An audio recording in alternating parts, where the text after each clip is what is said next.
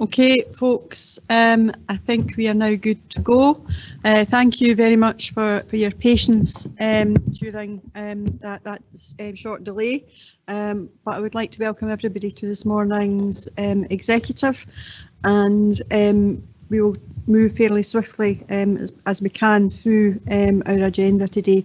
But just to ask if there are any apologies. No, Convener, there are no apologies. Thank you. Do we have any declarations of interest? No. Okay, we move to the minute of the meeting of the executive held on 23rd of August. If we can first of all approve as a true record. Is there any matters arising from the minute that anybody would request feedback that isn't on the current agenda? No.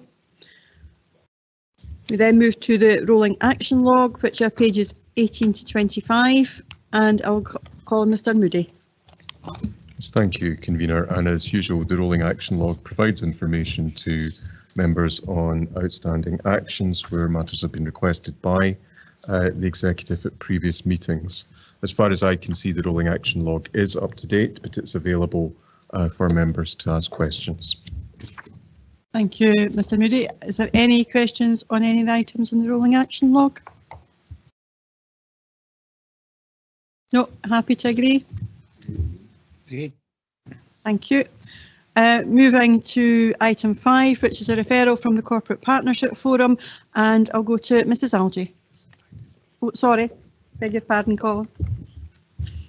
Yes, thank you very much, Convener. And maybe just to mention to the executive, this has come to me just as a reflection of the fact that the human resource function is now within the governance division, so it will be me for these in future. So I think you can see, Convener, that this is the normal referral from the Corporate Partnership Forum, where policies come from that forum to the executive for approval. And I think the point I would emphasise here is that these are policies which have been fully discussed with the trade unions on the Corporate Partnership Forum, and they don't come to this executive unless they're agreed with our trade union colleagues. There are 2 policies contained with the covering report. One is a new policy, which is the hybrid working policy. I think the point I would make here is this is essentially a consolidation of practice which is already in existence and which grew up over the pandemic period in existence, though it was starting to come to fruition before that as well. So this effectively formalises the arrangements for a hybrid working and sets out the ground rules for employees and for managers. It's essentially, I think, aimed primarily at office workers, and hybrid working has proved to be popular with office-based staff within the council, and there's a very high take-up of the offer to work on a hybrid basis.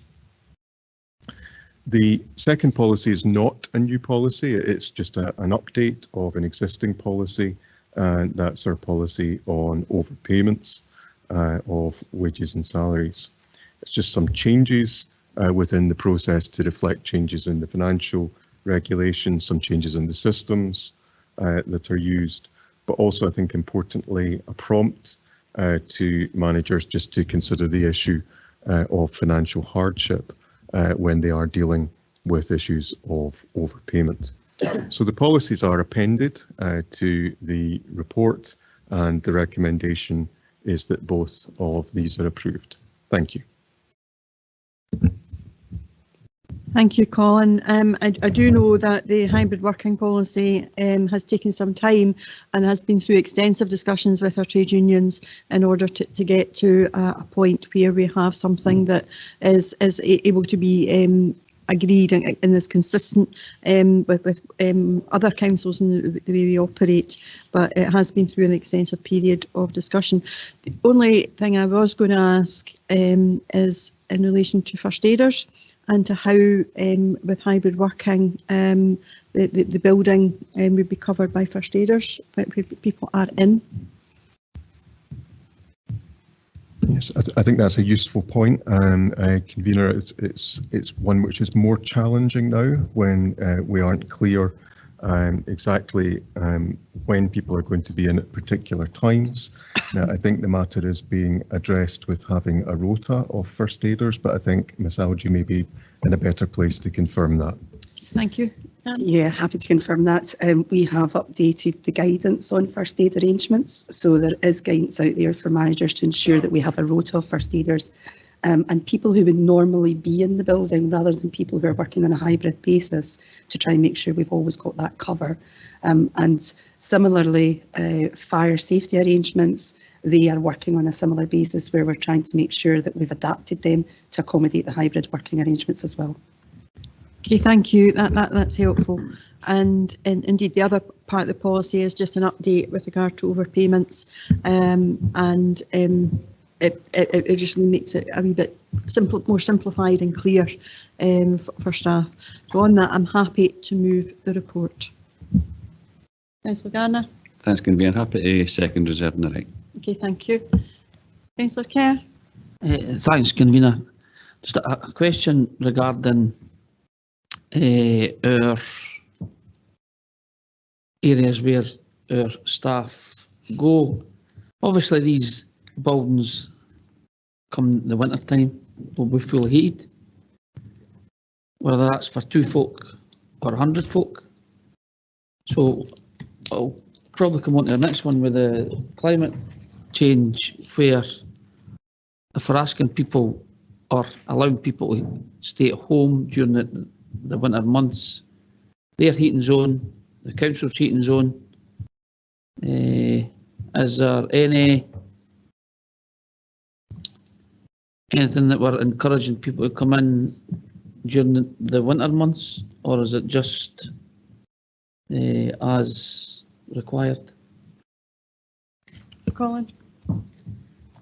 It's largely left to the discretion of the members of staff who are working on a hybrid basis, but we are monitoring the usage of areas like the Foundry, and I think the anticipation is that the usage is likely to rise during the winter months. I think if anything, people are more likely to decide on their own initiative to say that it may be better to come into a council heated office rather than run their heating themselves at home.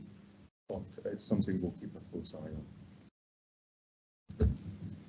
Okay, thanks, James. Alan. Yeah, thanks, convener. Just a quick question on the back of your own question there on the hybrid working situation. I'm just looking for a bit of clarification. I believe that staff are able to claim up to £100 towards a desk and a chair, or both for that matter.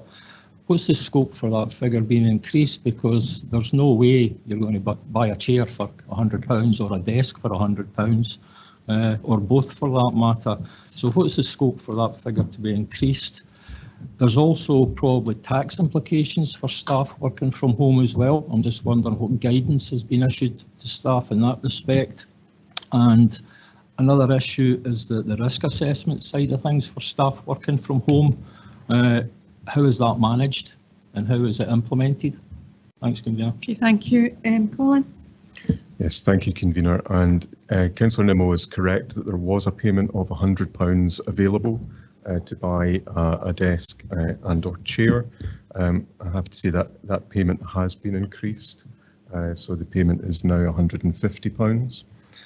In relation to the issue of the tax implications of this, there was a tax benefit available, I think, during the last financial year and possibly the one previously in relation to fuel payments. It wasn't, I think, hugely extensive, but there was guidance given on that to employees, particularly on the council's website in the employee area there, to give information on how to reclaim that particular tax benefit. I understand that there may have been a change very recently to that which has removed that particular benefit for employees, but I'll get some further information on that and can update members on that. In relation to the assessment of health and safety, there is good information on the Council's website, and there's an OLI module available for staff just on how best to set up your desk area having regard to health and safety considerations. Thank you. Thanks, Convener. Thanks for that, Colin, as well. Can you maybe just give us an idea as to how you arrived at the £150? Because again, it'd be pretty difficult to buy an office chair or an office desk or both for £150. I'll maybe pick that one up, Convener, if that's okay. It was through quite a lot of discussion, but also research on the costs of desks and chairs out there. So we've done a bit of research on different providers. It might not be appropriate for me to say on a recorded system which providers, but we have checked a number of providers, and there's certainly ones out there where you can get a suitable desk and chair, and a chair that also meets the health and safety requirements as well, because we've given guidance on what type of chair you should buy. So the £150 certainly covers that from certainly a few providers that we've checked. Thanks for that, Karen. Thanks, Convener. Okay, thank you. Councillor Hannah. Thank you, Convener. It's kind of taking the next step from Alan's point about health and safety. It would be useful to know the level of training that's being given and guidance that's being given to staff, and for that matter to councillors, since we are also doing our own hybrid working in relation to how long they should be looking at a screen before they take a break, getting up, walking around. I am concerned that we know that for office-based staff, there is an issue about back problems, about RSI, about a number of other conditions that can arise for people who are spending too long at a screen without a break. So it's being assured that A, there is guidance, B, that it is updated regularly, and that people are regularly reminded, because it is very easy to forget when you get caught up in a piece of work that you're doing, what you should and shouldn't be doing. I can categorically say that has been taken into account, having the discussions with our trade unions, but can I maybe give some detail on that? Yeah, absolutely. We've had quite a lengthy discussion with trade unions to make sure that the risks of both working at home and working on a hybrid basis are covered. So there are, as Colin said, there is an OLI module which takes you through the setup of your system and how to set that up to make sure that you prevent back problems occurring, but also the guidance about how long, for example, you should spend at screen, when you should take breaks, etc. There's also additional information now available on our safety and health system, which is a specific system we've introduced for health and safety matters. So that additional information, which is a bit more technical about preventing any sort of risks to yourself if you're working in that hybrid basis, that is certainly available for staff as well. Clearly, if anyone has a particular issue, they are also able to contact our health and safety team or their line manager. And I think the other point I would make is that we also have some staff where we know that they, regardless of how they work or how they set up their system, they have back problems. And in those particular situations, we've made specific arrangements about a specialist chair, for example, being available. So that's all been taken into account when we've been making these arrangements. Thanks. Thank you. Thank you. Okay, thank you, Councillor Hannah. If there are no other questions, we're happy to approve. Okay, thank you. Item 6 is the climate emergency, and it's Michael. I've kind of lost you there, Michael. You are sitting in the corner. We'll go across to Michael, who will take us through the report. Thank you very much, Convener. In front of you today, councillors, is the climate emergency update paper. Falkirk Council declared a climate emergency in 2019. Since the declaration, various actions have been implemented to achieve the targets we have set ourselves, and progress has been made against the future targets.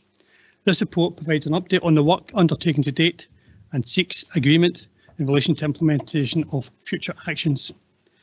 The Executive is asked to recommend the update in the report, notes that we will bring forward a climate emergency strategy for approval in March 2023. Also to note that we are developing a decarbonisation priority graphics, which is set out in Appendix 2, and also propose a standardisation of the net zero screening of Section 3 in committee reports. This is contained within Appendix 1. Information in this report sets out how Falkirk Council is currently performing against the national and organisational targets. I have my colleagues online should you wish to ask any technical questions, but happy to take any questions contained within the paper. Thank you. Thank you, Michael. I'll go to Councillor Sinclair. Thank you, Convener, and thanks to Mr McGuinness for introducing the report. This is the latest in a series of annual reports setting out the progress we are making towards our organisational and national net zero targets, and it's my first as both elected member and portfolio holder. I'd like to thank officers involved for both compiling the report and their continued hard work on this important matter. The report provides an understanding of where we currently stand in relation to the climate emergency, the challenges we continue to face. It also sets out the actions that we are taking now as an organisation and the opportunities we have to make further progress. Key considerations within the report aim to enhance our understanding of the impacts of our decisions. Since being elected in May, the importance of good data and having good data and information and understanding that data has been stressed at every opportunity. The progress detailed in this report on carbon budgeting allows the most comprehensive analysis to date on how our decisions are impacting our ability to meet both organisation and national targets. This paper also provides an update on our local heat and energy efficiency strategy and gives detail on a standardised model of reporting similar to equality and poverty impact assessments. Members from across the Council have rightly raised the reporting of environmental impacts in Section 3 of our reports, and this will allow a more uniform approach to scrutiny of those impacts and will help to alleviate resources by adopting a process officers are already familiar with. I believe the provisions within this report will ensure the information we need to make effective decisions is readily available in each report. The Council's impact on the changing climate is clear. Our role is to make key decisions which will build resilient services going forward while understanding and mitigating the worst impacts of those decisions on our environment. As this report sets out, we have significant challenge to overcome, but that does not mean we should shy away from it. I am confident that we as an organisation can work together to make as much progress as we can. Every decision we make will carry a legacy for those who take up the mantle once we move on. We must build this consideration into the actions and decisions we take today. Thank you, Convener. Happy to move the report. Thank you, Councillor Sinclair. Councillor Garner. Thank you, Convener. It's been well covered by Mr McGuinness and my colleague, Councillor Sinclair, so happy to second reserving the right. Okay, thank you. I will now open the item up for any comments or questions from members. Councillor Steenbank. Sorry. No problem. Thank you, Convener. I appreciate and thanks for outlining the report, Councillor Sinclair, and for the conversations we've had in relation to this report. It's just a question on 5.7. The report notes that as a result of various funding implications, it is not clear at this stage how the Council can fund its net zero aspiration. It's a question to ask how we're potentially engaging with the Scottish Government through COSLA to make this quite stark fact clear, considering I would say their greater, at least rhetorical emphasis on ambitious net zero targets in comparison to their UK counterparts, and how we can make this funding position clear in actually how we reach these ambitious targets. Thank you, Councillor Steenbank. I can confirm that that particular situation is regularly raised at COSLA leaders, as all local authorities in a similar position, not being able to carry out the levels of investment that are required in order to actually take us through to that net zero. It has been subject of discussions around the programme for government and continues to be a live discussion regularly with ministers via COSLA. So I can give you the assurance that it is very much high on the agenda, and those discussions will continue to take place, albeit through very financially challenging times, and will be further discussed as we go towards the budget. Thank you, Convener. Glad that it's being raised. If I can just come in with a second question. Sorry, I should have ran through it consecutively, but it's very, very unique for me to be engaging with this from remotely. It's just a question on the closing of additional office buildings, also noted at 6.3 in the report on page 52 and 53. Do we have any place where we can... is there any statistics available on the usage of different school swimming pools and how regularly they are potentially used over the summer and off school holiday months? Okay, we may have to have more than one contribution to that to provide an answer, but I'll maybe go to Michael McGuinness first. Yes, thank you, Councillor. Staying back through you, Chair. At this point in time, I don't have that information. I would check with my asset management colleagues, and I'm happy to prepare a briefing to detail how much utilisation we have of our current swimming pools. Okay, Robert, Mr. Naylor, are you able to add anything further at this stage? Only to say that to the best of my knowledge, school swimming pools are not used over the summer months, but I will check and get back to you. I'm not sure if you've got your microphone. We can't really hear you very well. Sorry, apologies. Just to say that to the best of my knowledge, school swimming pools are not used over the summer months, but I will double check and get back to you, Councillor. Thank you, Robert. I was able to hear you fine, but a bit more faintly the first time. Okay, are you content with that, Councillor Steenbank? We'll get further information on that. Thank you. Happy to engage off screen on that specific point. Thank you. I've got Councillor Hannah, then I've got Councillor Bundy. It's a bit of a follow-up on the question about the swimming pools, and given the importance of our children all learning how to swim, and some adults that may not have learned when they were children, it's obviously an issue that we're concerned about. Now, closure of swimming pools is going to reduce access quite clearly, but the question is, the question I have is, what work is being done, rather than putting forward hypothetical, we may have to do this suggestions. I think it's important that we should be looking at the ways in which we can adapt our school swimming pools to make them more carbon efficient, to make them better from a climate change point of view. So I'm just wanted to know what work is currently being done on that, and can more work be done on that?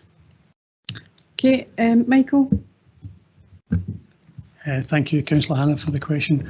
I'm not aware of any current work that's been done. We do certainly have budgets where we are replacing and upgrading systems to make sure they're much more efficient and reduced carbon impact. So as we progress and move forward with replacements of upgrades, we'll clearly be looking at where we can absolutely reduce the carbon impact on those heating systems. Okay, Mr. Naylor, are you able to add anything on that? Not so much on the energy efficiency part of schools, but just on the point about swimming lessons and young people being able to learn to swim. What we are exploring at the moment is where we have most usage, greatest uptake, most effective classes for young people learning to swim, and we're going to be looking at where that is done best, and also exploring how we can deliver that on a geographic basis. Okay, thank you. Thank you. Okay, James. Thank you, Convener. Conserving our environment should be at the forefront of our minds when we consider decisions taken by our Council. To significantly reduce our area-wide carbon emissions, there are no easy answers. It requires systematic reform. Rather than wait until 2030 to start addressing area-wide emissions, the Falkirk Conservatives believe that we must start taking action to address area-wide emissions now. On page 53, point 6.7 in this report reads, and I quote, The Council's 2030 net zero target is based on Scope 1 and Scope 2 emissions only. In 2021-22, these were calculated at 20,644 tonnes CO2e. Encouragingly though, the Scope 1 and Scope 2 emissions are down 21% from the organisational target baseline of 2018-19. This is mainly due to the reduction of staff in office buildings. Due to measures put in place during the pandemic, occupation of buildings and indeed the number of buildings open and requiring energy was drastically reduced. Sustaining this approach would have significant beneficial implications on our climate change targets. End of quote. This recognises that this reduces our carbon as a council, but it does not reduce carbon area-wide. To the contrary, there's a possibility that it may increase carbon emissions area-wide with multiple homes using heating and electricity. It is why the Falkirk Conservatives believe that whilst we as a council are doing work to reduce our internal carbon emissions, we must also consider carbon displacement into area-wide emissions. Our amendment for point 2.12 reads, agrees that a climate emergency strategy be developed for approval in 2023 and that the strategy will require consideration of displacement into Scope 3 when decisions are made or actions taken to reduce Scope 1 and Scope 2 emissions. It is important that we as a council are ambitious and do what we can to reach a 2030 target, but we must do so in a way which starts the progress to our 2045 target. This amendment will ensure that whilst focusing on the 2030 target, we as a council do not delay recognising and making the systematic changes that are required to reach our 2045 net zero target. And that is why I'm putting forward this amendment under my name and urge all members of the committee to support it. Thank you. Okay, thank you, Councillor Bundy. Do you have a seconder? Happy to second with the right to come back in. Okay, thank you, Councillor Kerr. Okay, can I go to Councillor Sinclair for comment first? Yeah, as I think that's a relevant point that you make, Councillor Bundy, through you, Chair. I think that's something we would be content to accept if that was the case. I'm happy if my seconder is content. Okay, thank you. Councillor Garner? Yes, I'm content also. Okay, thank you. I see you have no issue. I think it probably enhances the report, but we'll come to Councillor Hannah, do you want to come in just now? Can I just suggest, to save time, that I say that we have no objection to that inclusion of that amendment, and thank you, Councillor Bundy, for bringing it up. Okay, thank you. Councillor Patterson, you wanted to come in. I hadn't missed you, sorry. Yeah, sorry, it's just on a separate issue, but I was glad to hear from Councillor Bundy there as well. First off, I just wanted to comment on this report. It was really encouraging to see such robust sections, not only on the climate impact, which is so often overlooked in a lot of reports, but also in the equality section. So I just wanted to commend officers for this report. I really appreciated it, even if it was a little grim reading at times. Obviously, there is still a lot to be done, but just on a very basic level, I've seen that the carbon literacy training has been delivered to 50 individuals. I don't have the number on how many it's available to, but I was wondering if we're doing anything as a council to encourage all of our staff and councillors to take part in that training, given that it would be of benefit to everyone, I would imagine. Thank you, Siobhan. Certainly, I know that in the previous council it was offered to all councillors and everyone was encouraged to take that up, as were senior managers, and then it was designed to move down the levels. But I'll maybe just go to Michael just to say, give an update of where things are now. Yes, thank you, Councillor Patterson. I would, if you don't mind, could I defer to Claire Morgan, who may have the details in terms of how we promote and encourage staff to take up the training. Okay, thank you. Welcome, Claire. Hi there, thank you, convener. To address the point of the carbon literacy, so we previously in December, the council aimed for being a gold standard council, which means that we would have a large portion of the workforce and the elected members, etc., trained up on the carbon literacy. We were at a point with the delivery of that we had the majority of elected members, and then obviously the new administration came in, and we're now working to replenish those numbers again. With regards to throughout the organisation, so we communicate through our corporate comms, through our intranet, and we are constantly engaging with specific teams, with heads of service and their respective service managers to encourage as many people as we can to come and attend the training. We are running usually about 2 cohorts a week, and we will look to continue to do that, and we would welcome any support in encouraging fellow members and council colleagues to attend the training. Okay, thank you. Siobhan, you content with that? Yeah, I do appreciate that. I would love to see moving forward more of a push if it was, I don't know, if it was possible to make it mandatory training for staff, or how we encourage the uptake on that, but it would be great to see those numbers rise and to see the commitment from ourselves as a council towards climate literacy. Thank you, Phil, Mary Claire. I think there's an incumbency on the managers to encourage their staff to take up and to make time available for them to do that. So I think that's something that certainly this committee can take back to management and ask for that. And again, I would encourage all elected members to participate within that as well. I think it is very challenging to us, but quite rightly too, but it does allow us to make some commitments about changing the way that we view things and the way we live our lifestyles as well, which can't necessarily always be easy, but it's the right thing to do. Okay, I've got Councillor Kerr and Councillor Nimmo. Thanks, Convener.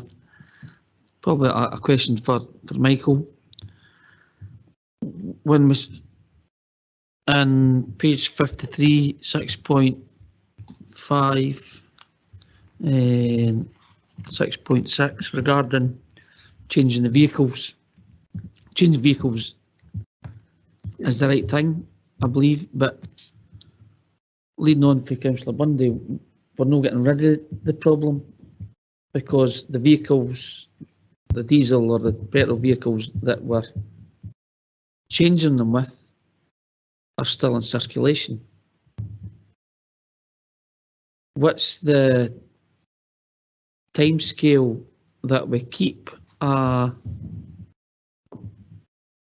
diesel or a petrol van, lorry, car? Okay, Michael. Thank you, Councillor Kerr, through you, Chair. I don't have that information to hand. I certainly can gather that information for you in terms of briefing, in terms of the duration that we keep vehicles and what happens to the vehicles once we replace them. Okay, thanks, Michael. My last probably comment is regarding leading on for Councillor Bundy's amendment, and I'm glad that the councils took the approach to support it. Scope 3 is a massive step forward for this council, and to include that in the reports. There no use us changing vehicles and keeping emissions down if we've not got our houses or buildings up to standard. So we're in the process of getting new windows and doors, which speaking to Mr Gillespie yesterday, I could give him reports that the triple glazing that we're putting in is making a big difference to these families, but it will also help with the environment, keeping the heat in the houses. So that part of the Scope 3 will be invaluable to this council. So I'd just like to thank everybody for supporting Councillor Bundy's amendment. Thanks, Convener. Thank you, Councillor Kerr. Councillor Nimmo. Yep, thanks, Convener. It's just really a question. Since signing up to this back in 2019, I'm just wondering what advice was being given to tenants and owner occupiers out there and how are we actually engaging with the public in respect to this? Okay, Mr Gillespie, are you there? I am, convener. I'm here and listening intently. It's one of the areas that it's on the next report, which is our local housing strategy, convener, and we have used numerous methods to do that. We've also trained almost 60 staff as well when meeting our tenants to make sure that we provide them with this advice. We also have a further two training courses for the end of this month, which will take our staff trained up to 100. We've also got information on the council's website as well. We also have a pack when there's a new tenancy agreement, which is in there about advice and guidance, convener. Okay, thank you, Mr Gillespie. Are you content with that, Councillor Nimmo? Okay, I see no more lights on, therefore are we content to agree the report as amended? Agreed. Thank you. We move on now to our suite of housing reports. The first one being the local housing strategy 2017 to 2022 annual review, and it's with Mr Gillespie. Thank you, convener. First, I'd like to take this opportunity to thank Natalie and her team for the hard work that they carry out throughout the years for the suite of reports that are coming up. And Natalie is also in line to answer some questions, and she's going to present the last of the 3 reports as well, convener. I appreciate that members have read the report, so I'll provide a summary of the most salient points of the report. I would also like to, through the summary, refer to local housing strategy as the LHS, just for speed and quickness. Section 1 outlines the purpose of the report and make members aware this is the last update of the current 5-year plan, and we are required to submit that to Scottish Government. Section 3 of the report highlights the areas within this report that has an impact on our climate change targets. You will also see in Section 4 of the report that we are required to develop and review our LHS. As I said earlier, this is our final LHS update for this strategy, and that's contained in Appendix 1. It contains 6 key priorities and 40 associated actions, and progress is shown under the table 5.2.1. Section 5 of the report highlights the new tenant customer participation strategy and the robust consultation that took place to inform that strategy. Also, we have the new 5-year housing need demand assessment, which provides evidence to inform future housing policy, supply targets set in the new LHS. The housing need and development assessment highlights the need for new homes in Falkirk and a likely increase for adaptations to property to support people with physical disabilities. The housing need demand assessment also noted a need to continue to provide housing support for improvements to make to the existing travelling person site. It's also set out in Table 1 the future needs of our LHS, albeit members will see a reduction need going forward for properties. Section 5 also lays out 6 priority areas and updates for each, albeit that I'm not intending to go through them. The LHS priorities have been agile during its lifespan, in particular to respond to COVID pandemic. Examples of ways in which outcomes were still achieved in different ways include the provision of training online and also the move of connectivity to our high-rise common rooms, moving to online digital connectivity. I'd also like to highlight that the Council's Empty Homes project brought in 38 empty private owned properties back into use. Within Section 6, it highlights the legal requirement to develop the new LHS every 5 years, and the starting point for a new LHS will be from the Falkirk Plan and the Scottish Government's Housing 2040 agenda. It also will take in our housing need and demand assessment. Consultation with the public will also help to inform the new LHS, which began in June this year and will continue to the end of October.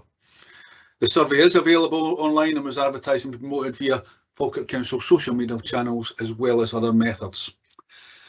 Within 7.4 outlines the risks regarding unforeseen developments, potential funding constraints that may restrict the numbers of affordable housing units delivered, consequently having an impact on providing more affordable housing.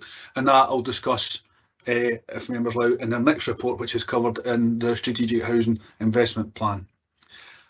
As I said, Convener, I'll therefore refer back to section 2 of the report where the recommendations are laid out, and my colleague Natalie Moore-Young and myself are happy to answer any members' questions. Thank you. Thank you, Mr Gillespie. I'll go to Councillor Bice. Thank you, Convener. I'll do a thanks here, and it says me doing it 3 times. Can I thank Karen, Kenny and Natalie in particular, but also the team behind them that draw these 3 reports together, because there's a lot of work goes into them. So obviously the first one we're looking at is the local housing strategy. This is, as has been said, the final update of the local housing strategy for the period of 2017 to 2022. Appreciate the amount of how Kenny has gone through the report to give you a good overview on it, but I would like to maybe just focus on a couple of the items. I'm sure Councillor Nimmo will be quite happy on the first one I want to actually focus on, because that is tenant participation and the new participation strategy that has been developed over the last year. Often we have looked at consultation with the public as a problem through a lack of feedback. I've got to say, housing have done this in a number of ways to get participation from our tenants and others. A survey of tenant satisfaction was carried out with 1,000 tenants during 21-22. Discussions, and very important discussions, at the Tenant and Customer Forum and local tenants and with local tenants and residents association. Features are put in Tenant Talk, and hopefully all councillors will now be getting a copy of Tenant Talk as it goes out, and you'll see what actually goes into that. There's a lot of good information about what's happening with housing, but there is usually something that where we're asking for feedback again from our tenants. Council also hosted the Landlords Forum that last week, and I think it was about 40 different landlords attended that. So again, you're getting the views from even the private landlords. That the private landlords does matter in our housing, because they actually do supply an amount of housing to a significant percentage of our people. And importantly, and not forgetting, and again, I know Kenny spoke there about the online training, but there's also consultation with our frontline housing staff. This work with both tenants, tenants, landlords and staff will help to drive our housing strategy due to come forward for the period 23 to 28. Can I drop back to the tenant forum just for a second and record a further thanks, and this is to Mrs Margaret Meeks for over 30 years service to the Tenants Forum in Falkirk. It was my great pleasure to go and meet Margaret in her home in August, and she's such a lovely lady, and I know it's not quite in the report, but she has given such a service to the council. Next section I want to take a short look at is the creating sustainable communities. I note the work ongoing with the master planning of housing stock in Grangemouth, with the council working with registered RSLs, registered social landlords. I'll keep it to RSLs as we move along. Revitalising town centres for affordable housing will bring back communities to town centres and will aid with the overall regeneration. Grangemouth is one. We're obviously looking at that potential on the High Street and obviously in our other major town centres. Our rented home teams, as Kenny has said, have been busy bringing back 38 empty privately owned properties into use and supporting the recovery of outstanding council tax. Their person behind the property approach, combined with the support for people with various conditions, has brought them recognition at a national level, having won the Outstanding Individual Award and been shortlisted for the Outstanding Team Award in 2022. Finally, the housing needs and demands assessment, which again Kenny has covered, has thrown up an increasing requirement for disabled adaptations. And I welcome the commitment from Housing Services to continue their high priority to wheelchair housing within the SHIP. I move the recommendations in paragraph 2.1. Thank you, Convener. Thank you, Councillor Bowes. Councillor Devine? I'm happy to second the report and reserve the right. Okay, thank you. I will now open it up for any questions or comments. Councillor Nimmo? Thanks, Convener, and thanks, Gary, for running through the report there. Can I maybe just start off by asking Mr Gillespie how many tenants in total we actually have in Falkirk? Okay, Mr Gillespie? So you, Convener, I'm not so sure how many tenants we have, but we have 17,000 properties within Falkirk at the present time, Councillor. Okay, thanks for that, Kenny. And just following on from that, in the report it's obviously detailed that we conducted a survey only of 1,000 tenants. Now, it's not much when you take into account the total number of tenants or the number of properties that we actually have.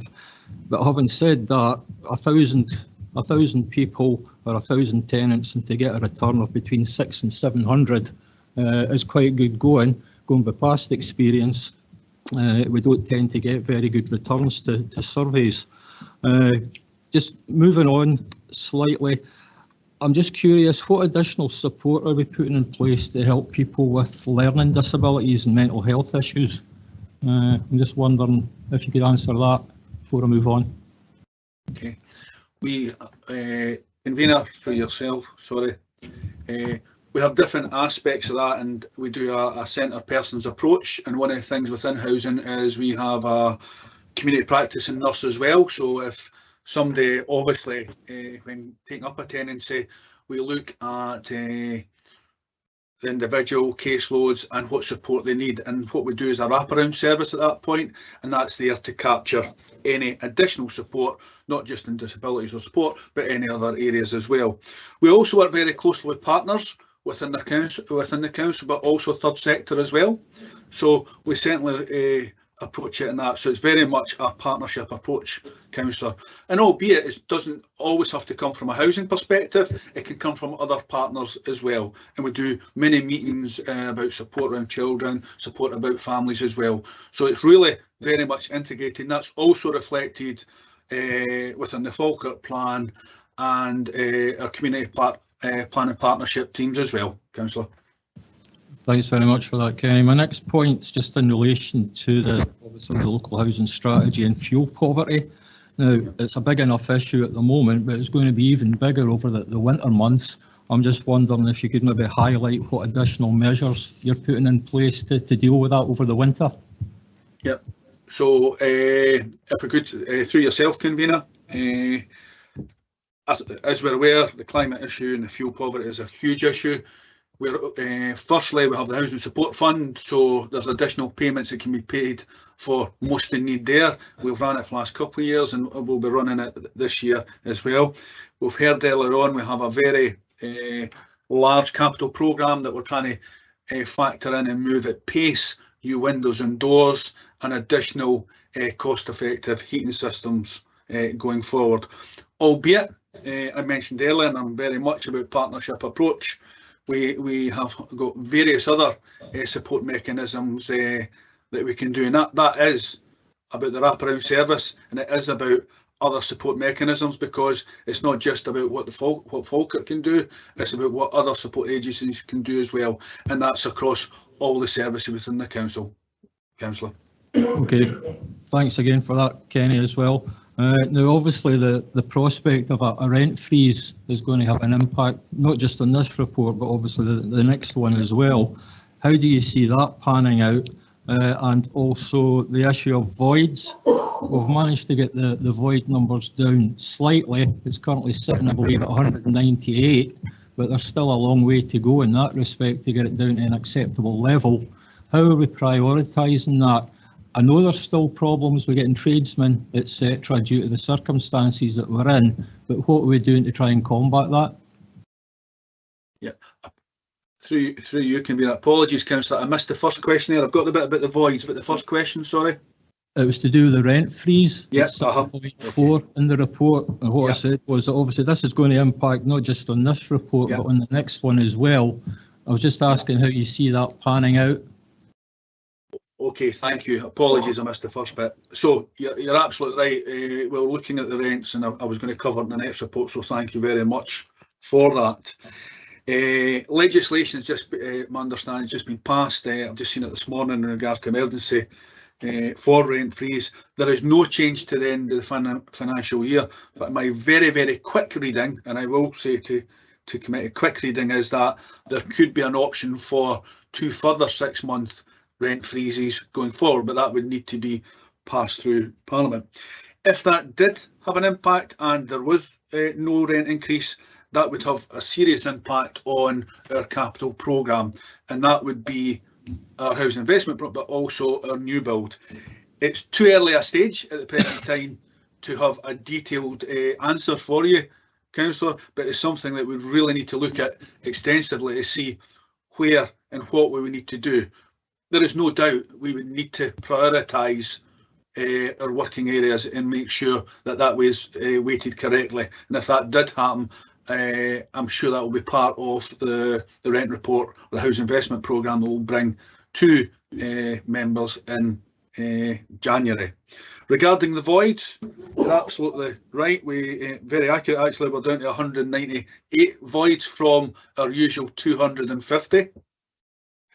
We have we took on 3 service providers, 3 different companies to tackle it, to make sure that we're trying everything possible to get that done. Unfortunately, one of the service providers went into receivership, so we're down to 2 at the present time, and we're looking at a new extensive procurement contract to go out to make sure that it supports our local building maintenance teams to get the voids back as quick as possible.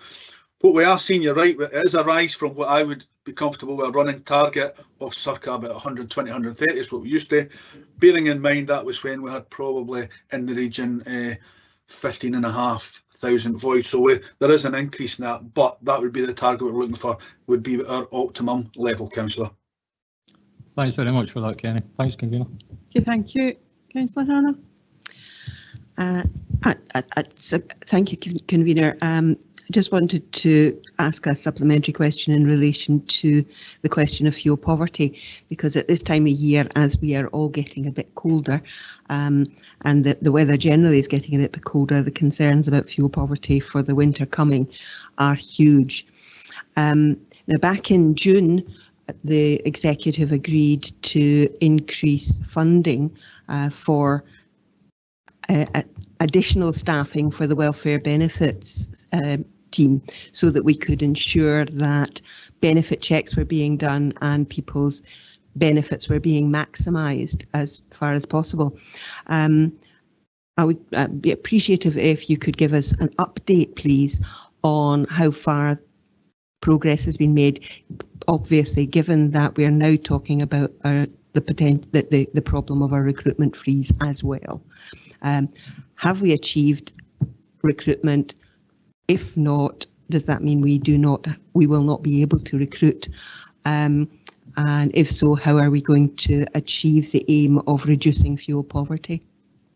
Just to say, the recruitment freeze does quite clearly indicate that there are some essential posts, and our welfare benefits does come into essential posts. And there'd always be a discretion of the director in relation to recruitment. But Kenny, can you give us an update with regard to the additional staff? Yeah, through yourself, Convener, and thank you very much for answering that point. So in regards to staff, I'll try my best. We are planning to bring a report back to committee in December, January, as it spans over 2 different services. It's not just sits within housing, as Councillor Hannah had said, the staffing is in both. My understanding is that the job specs are pulled together and we're ready to go out to adverts, so they're not in place at the present time. However, we do have the welfare benefits support fund as well that we're looking to maximise at the present time.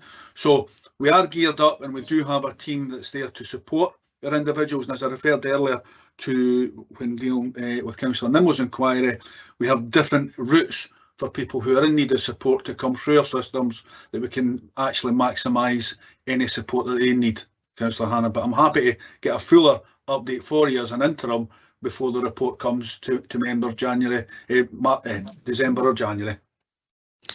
Just before I bring the Chief Executive in relation to the recruitment freeze, Kenny, I don't know if there's any ability to say anything about the Household Support Fund and the interest and take-up so far? Yes, thank you, Convener. And again, there we have the Household Support Fund, which has been going on. We're 4 weeks into it, and we have exceeded 25% of that fund, and that's a continuation of the fund that we had last year that looks at food support, heating funding, and any additional support going forward. So there is funding there now, and again, we're looking at very closely and looking at different budgets if needed, again, to support our most needy in Falkirk. Thank you. Kenneth, do you want to say something just about the recruitment freeze? Thank you, Convener. Just very briefly. So the recruitment freeze is on non-essential posts, and in the context of the Executive's decision back in June, these are essential posts to take forward the policy agreed at that point. Okay. Thank you. Thank you for these answers. That's encouraging. I'm glad to hear that the posts are ready to go out for advert. Just a little concerned that it's taken so long, given that at that executive meeting we did discuss the importance of trying to get as many measures into place before the winter came in. So I'm hoping that now that things are beginning to move, it will be expedited, because it is really, really important that we give all the support we can to people through the winter. Okay, thank you, Councillor Hannah. Oh, sorry, Councillor Buchanan. Apologies. Fine. Can you hear me okay? Yes, we can hear you fine. Fine. I'll try and be as brief as possible. First of all, there is an awful lot of content in these reports, and put that down. First of all, can I say this? Whatever I'm going to say, there's no criticism levelled at anybody. The fact of the matter is that we're very fortunate to have Mr. Kenny Gillespie in that position, because he does a wonderful job. But one of the areas that's no in there in terms of strategies and tenant participation strategies is the fact that there's nothing there dealing with one of the major problems we have in our communities at the minute, and that's antisocial behaviour. And I would just like to ask Mr. Gillespie, because there's so many reports out there just now in relation to all local authorities stating quite clearly that the average is there's an increase in antisocial behaviour 140%. And the fact is that we've got our own problems in our areas. So I would like to ask, first of all, Mr. Gillespie, in relation to the tenant participation strategy, should there something not be in this paper in relation to the problems that exist? The other area, just another area I'd like to touch on, is the fact is that in tenancy agreements, for years and years and years, this has been a bone of contention with myself and other members in relation to the fact that when you get a house off the council, you get a tenancy agreement, and the fact is it's just rules and regulations that you've got to ensure that you keep up to. And the fact is that, let's be honest about it and say that there is quite a number of people in our communities that don't adhere to a tenancy agreement. I'm well aware, having had discussions with Mr. Gillespie on numerous occasions on different aspects of what I'm saying. I know the legislation's there, and we know that the partners contained are the Falkirk Housing, the police, and also social landlords. So it's not just down to us. But the fact is that I believe that we should be putting it out there to the people, to let everybody know that there is a major problem. And I would just like to go to Mr. Gillespie just now, just on that particular issue, if he could maybe say how he feels about the possibility even coming back with a report on antisocial behaviour within Falkirk area. Thank you, sir. I think we're maybe stretching the LHS a little bit here. I know, I'm stretching, because yes. it's yeah, indeed. Yeah. So I'm going to ask Mr. Gillespie just for a very brief response to it. Thank you. Because I think we need to stay relevant to the particular paper in front of us. Thank you very much. Through yourself, convener, on this occasion, could I pass to my colleague Natalie Muir-Young, who heads up that team and the strategy, if you don't mind? Yes, thank you. Thank you. Welcome, Natalie. Thank you, convener, and I will indeed keep it brief. It is a concern for us, so much so that we are developing a specific antisocial behaviour strategy, and we hope to have some research completed by the end of the year, and will report back on the antisocial behaviour strategy as it develops in partnership with our partners and agencies. Thank you, convener. Thank you for that, Natalie. I was aware the work was ongoing, but it doesn't really sit within the LHS. So there will be a report coming to members, Councillor Buchanan. No, thank you for that. Thanks again, okay, Mr. Gillespie, for doing a wonderful job with your team. Thank you. Okay, thank you. Okay, if there are no other lights or hands, are we happy to agree the report? Agreed. Okay, thank you. Moving on to our Strategic Housing Investment Plan, and it's back with Mr. Gillespie for this. Thank you very much, convener. As the previous report, our Strategic Housing Investment Plan, I'm looking to refer that through my summary as the SHIP. It's much easier to say than read. As previously, I appreciate members have read the report, so I'm just going to give brief outlines. And in section 1, this outlines the purpose of the report. Section 3 again highlights impact on climate targets, and where we're making some headway into that. Within section 4 provides some background and reaffirms the impact that other factors out with our control have on construction at present. Despite these challenges, we work with a range of partners to provide additional affordable housing. Table 1 shows that we have 303 affordable properties delivered during 21-22 in variable ways. I think it's also prudent to say we've seen a high level of sale prices which impact on people's ability to step onto the housing market. We've also seen a large increase of private landlords selling their properties. One thing from noting in section 4 is the average cost of new build within Falkirk, which sits at 290,000 circa. Section 5, the SHIP outlines our strategic investment projects for the next 5 years. Albeit the SHIP is fluid and adaptable, meaning projects can be brought forward or deferred within the programme for various reasons. Each year the programme is reassessed before submission to the Executive and then Scottish Government. Within 5.5 outlines the process matrix used to decide projects for the SHIP. Also in section 5 table sets out our resource planning assumptions from Scottish Government. It should also be noted that nomination rights of a minimum of 50% are given to Falkirk Council from new build projects via the SHIP from our registered social landlord partners. Within table 4 sets out the proposed new build types for the forthcoming years. I'd also like to highlight the buyback scheme, and from its inception we've purchased back 730 properties, and the SHIP is looking to purchase for the next 5 years at up to 500 units. And this is also because our RSL partners are looking at more in line to buy properties back due to the rising cost of new build. The average cost of a buyback when it first started was 57,000 and it's now sitting at 96,000. What I will say though is the team have negotiated a grant per property of 40,000 from Scottish Government per buyback, which is really good. Section 6 lays out how the SHIP links to our tenant customer strategy with its continuous ongoing consultation. Section 7 highlights areas of risk and development costs and potential funding constraints that may restrict our ability to deliver our new build housing. And that ties back to what I said earlier in regards to potentially rent freezes and rising costs within the markets for materials. So I'm not looking to go over that again here, but happy again to answer further questions on that.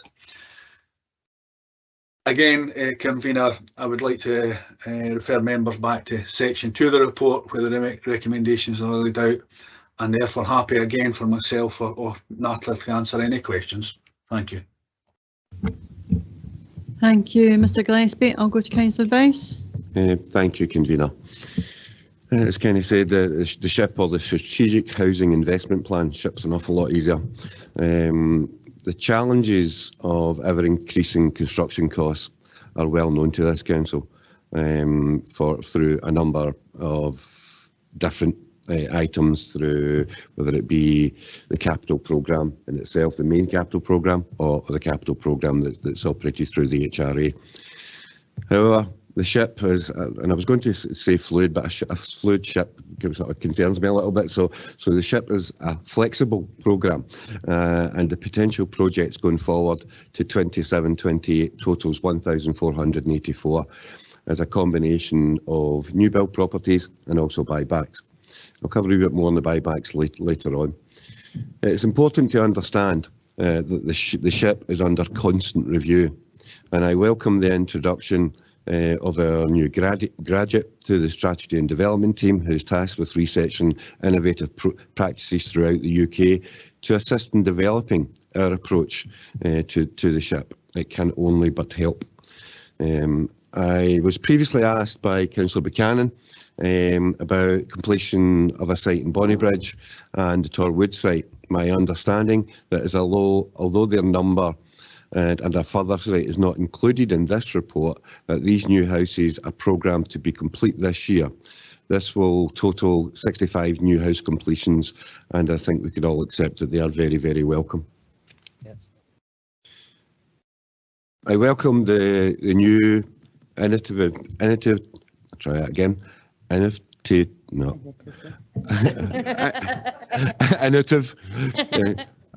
move to using shared equity on private developments, which hopefully will reduce the applications for commuted sums at Planning Committee on the grounds of affordable housing. The buyback scheme will be looking to purchase, as Kenny's just said, 500 homes by 2028. And if they are available and affordable, I do welcome very much the £40,000 grant per unit from the Scottish Government, which will assist in that. With 730 ex-local authority homes being bought back since 2013, I don't see this as an unreasonable target figure. Falling back to the previous report and communications, our tenants, and I think this is important as well, because it's great that everybody in this room knows what's happening, but our tenants are communicated via the SHIP and through the consultations as was actually referred to previously. This is not just on council projects, but also the registered social landlords projects. The main risk is the rising cost of building new homes, and the financial visibility model and housing revenue account business plan is being drawn up to ensure viability and value for money. This is, to me, seems like a reasonable thing to be doing, and also almost going to use the word a sensible thing to be doing. Convener, I move the recommendations in paragraph 2.1. Thank you, Councillor Bowes. Councillor Devine. I'm happy to second the report and reserve the right. Thanks, Kate. Okay, thank you. I will now open it up for any questions or comment in relation to the SHIP. Councillor Nimmo. Thanks, Convener.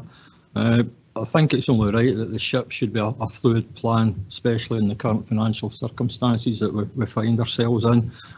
Added to that, there's the impending rent freeze as well, which will impact. I've already highlighted that in the previous report. The increase in the new build costs for the council is significant. It's going up by roughly about £148,000 per property, which adds to the argument regarding the buyback scheme. Now, last year the council increased the budget for buybacks by £1 million. I would like to see a further report coming back from officers in the near future regarding how we can take this forward even further. There's obviously a lot of scope out there to buy back further. Buybacks, the value have increased by only 38,000 compared to a new build cost, so it makes a good argument for to prioritise that. But I'd be happy for a report to come back in the future regarding that side of things. We don't have any amendment or anything, convener, so. Okay, thank you, Councillor Nimmo. I think that would probably need to be considered as part of the budget report that would go forward for the Housing Capital Programme in January. But I think officers can certainly be pulling together information around that in order in preparation for that, if you're content with that. Okay.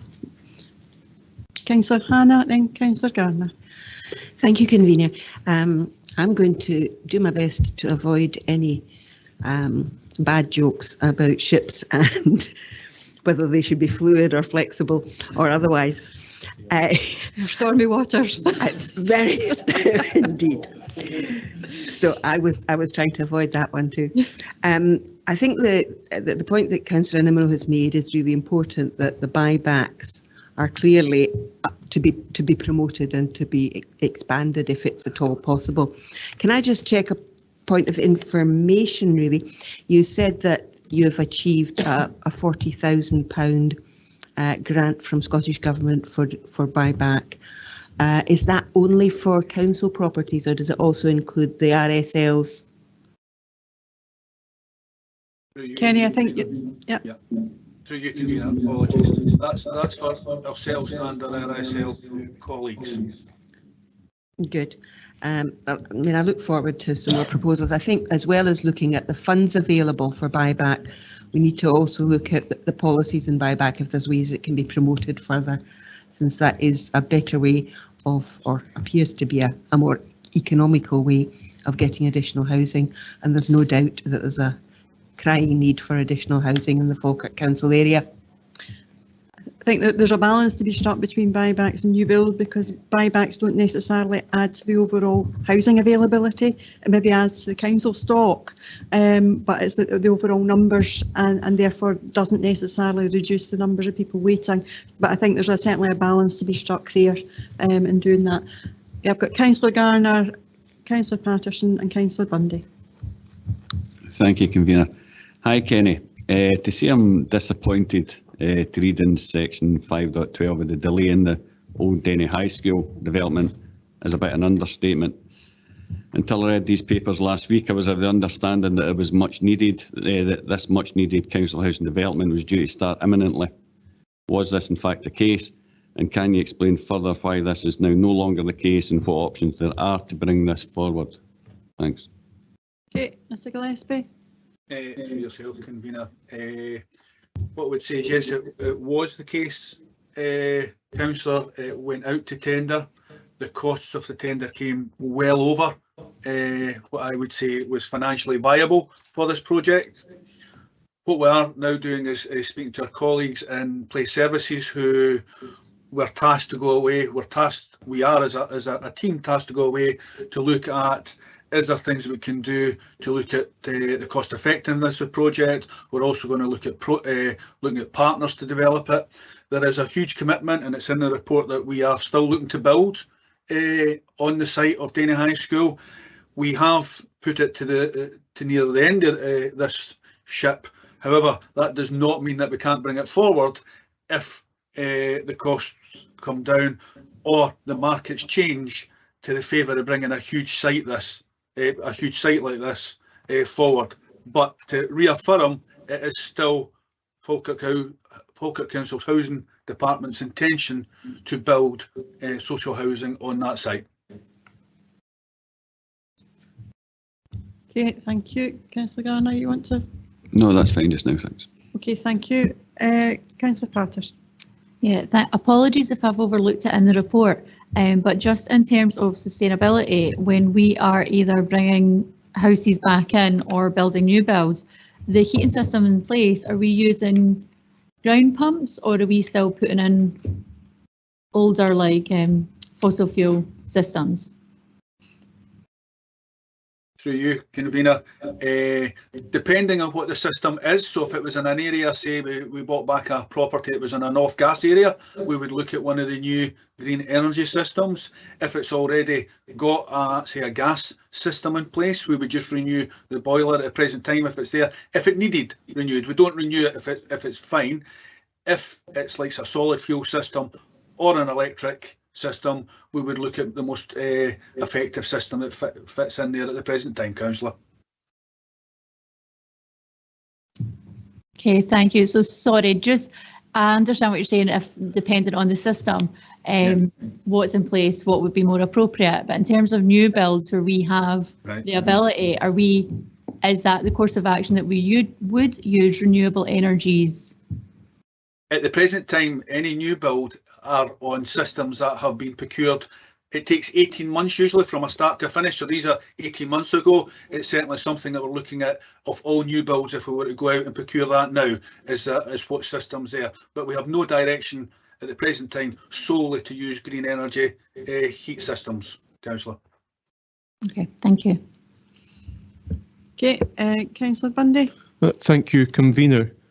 Councillor Hannah asked about buybacks and prioritising buybacks, and in reply you said that we have to get the balance right between buyback and new builds.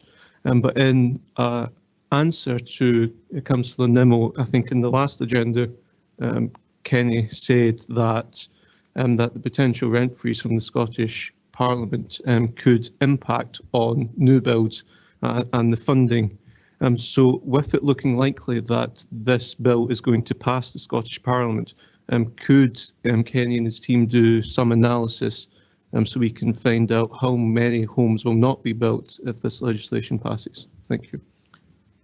Okay, Mr Gillespie, I appreciate that there's an awful lot of unknowns at this time, but whether or not you'd be able to do that? So I think one of the things, and apologies for my clarity, once we have an idea, this will be certainly one of the things that we'll do for our budget report, which is our housing investment programme coming forward in January.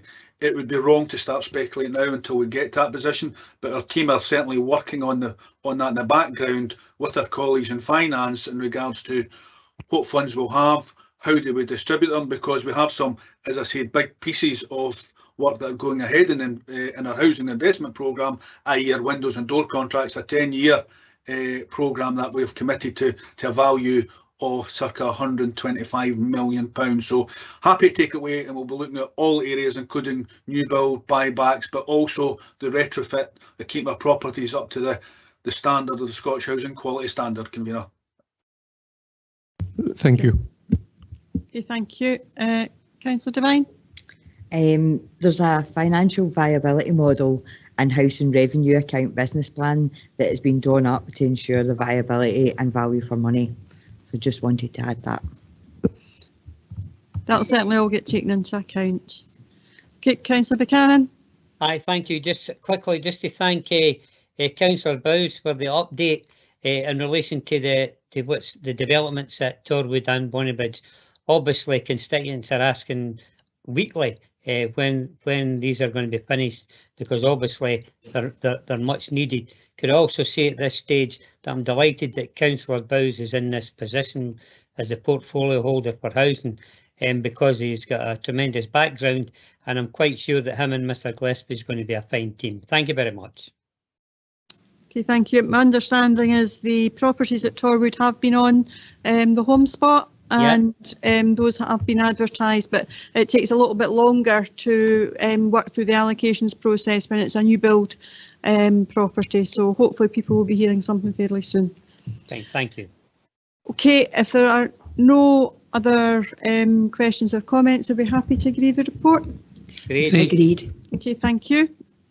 Moving on to our final of the housing trio, and it's the Scottish Housing Regulator Annual Assurance Statement, and it is Natalie Moore-Young that's going to take this one. Good morning. Thank you, convener.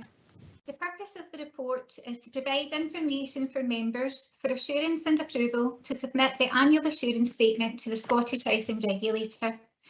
In 4.2, members will note the requirement for all local authorities to submit their annual assurance statement before the 31st of October this year.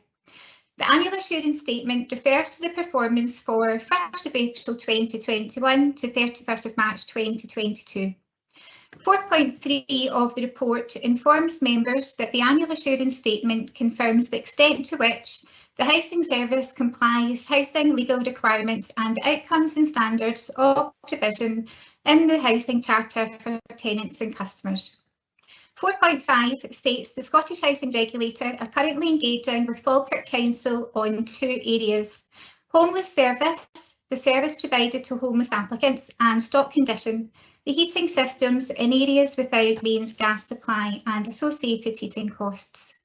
The regulator is satisfied with our progress in these areas. Section 5.1 of the report outlines the steps taken by officers to ensure the information presented in today's assurance statement is valid.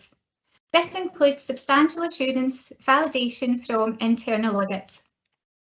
As outlined in 5.2, members are asked to be assured with the statement. 5.4 informs members that the Scottish Housing Regulator acknowledges the ongoing impacts of the COVID pandemic and non-compliance, which is a direct result of the pandemic, should be recorded as such. As referred in section 5.5 and detailed in Appendix 1, there are outcomes within the repairs and quality of housing that did not meet compliance as a direct result of the pandemic. Specifically, 19 gas safety checks could not be carried out on the anniversary date due to access issues, for example, people isolating due to COVID. These are now all complete.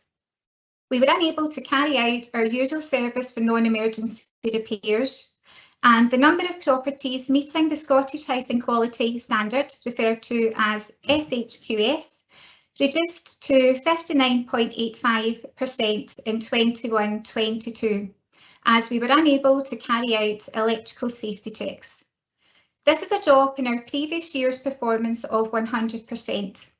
Other local authorities are also reporting a reduction in this outcome, which is due to a change in guidance, which requires electrical safety certificates to be renewed every 5 years instead of the previous 10-year cycle.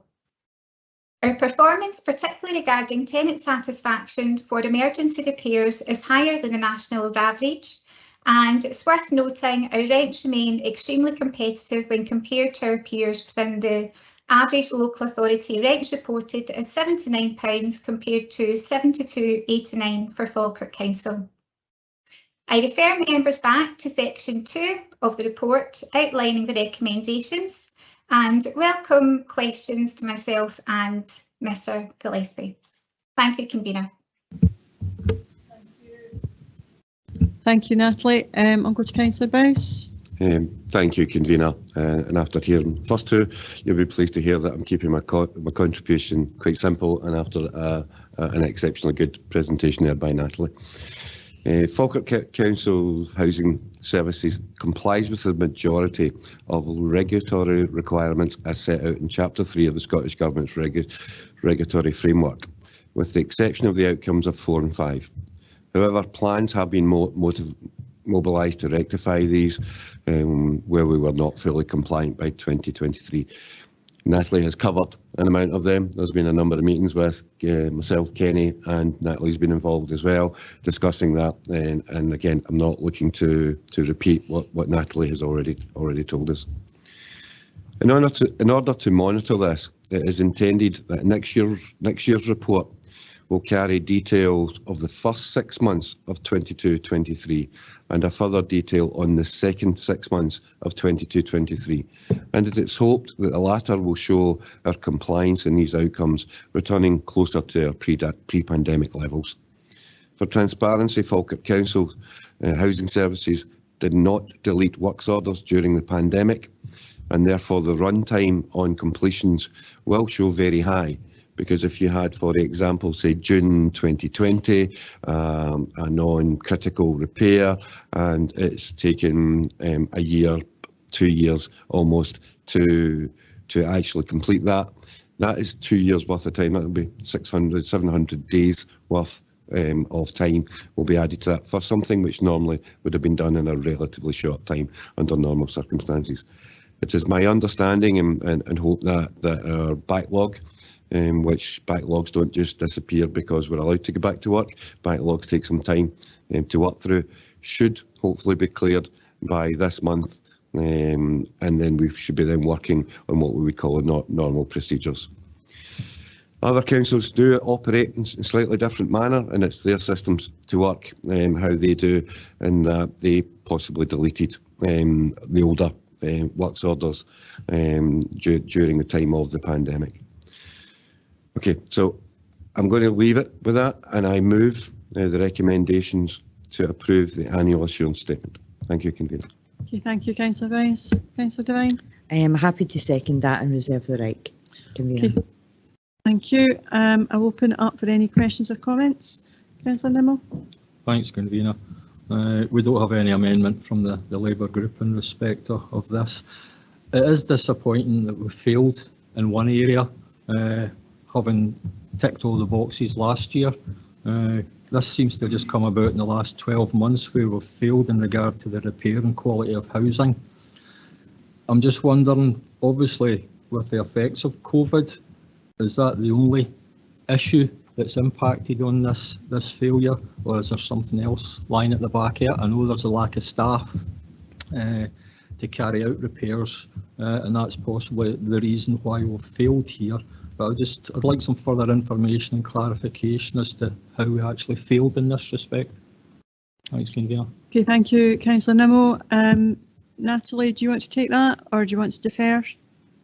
No, happy through yourself, Convener, thank you. No, it specifically is related to the impact of the COVID pandemic in relation to challenges being able to access properties for people who were isolating and people who were shielding. And also, as you've referred to, the challenges that we now face in relation to the labour market and the tradespeople. Okay, thank you. Any other member? In which case, are we happy to agree? Agreed. Okay, thank you.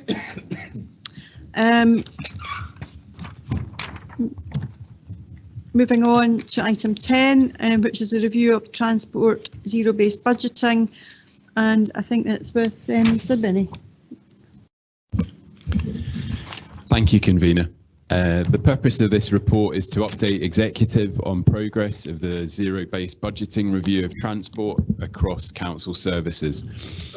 As the report outlines, I have been leading an officer group from across the council in this activity since March 2022, and we have had a specific focus on areas where the council has over-provision of services above statutory levels of service. Based on this work, it's recommended that Council Executive notes the progress to date of the ZBB transport project, notes the activity under delegated authority of officers linked to vehicle hires, employee travel and insurance premiums, agrees that a report comes to a future committee reviewing the provision of school crossing patrollers at 9 locations in Falkirk that are above the national statutory requirements, agrees that officers develop demand-responsive transport options for consideration that could potentially replace subsidised bus routes that have low usage levels, agree that a report considering a statutory consultation on a change to the school transport criteria come to the next Education, Children and Young People Executive, and agree that a review of ASN transport takes place in 2023-24. And at 7.1, you will see that these actions have the potential to deliver efficiencies for the council of more than £500,000 a year at a time when we're facing significant financial challenges. I'm happy to take any questions on the report. Okay, thank you, Mr. Bennett. Councillor Garner.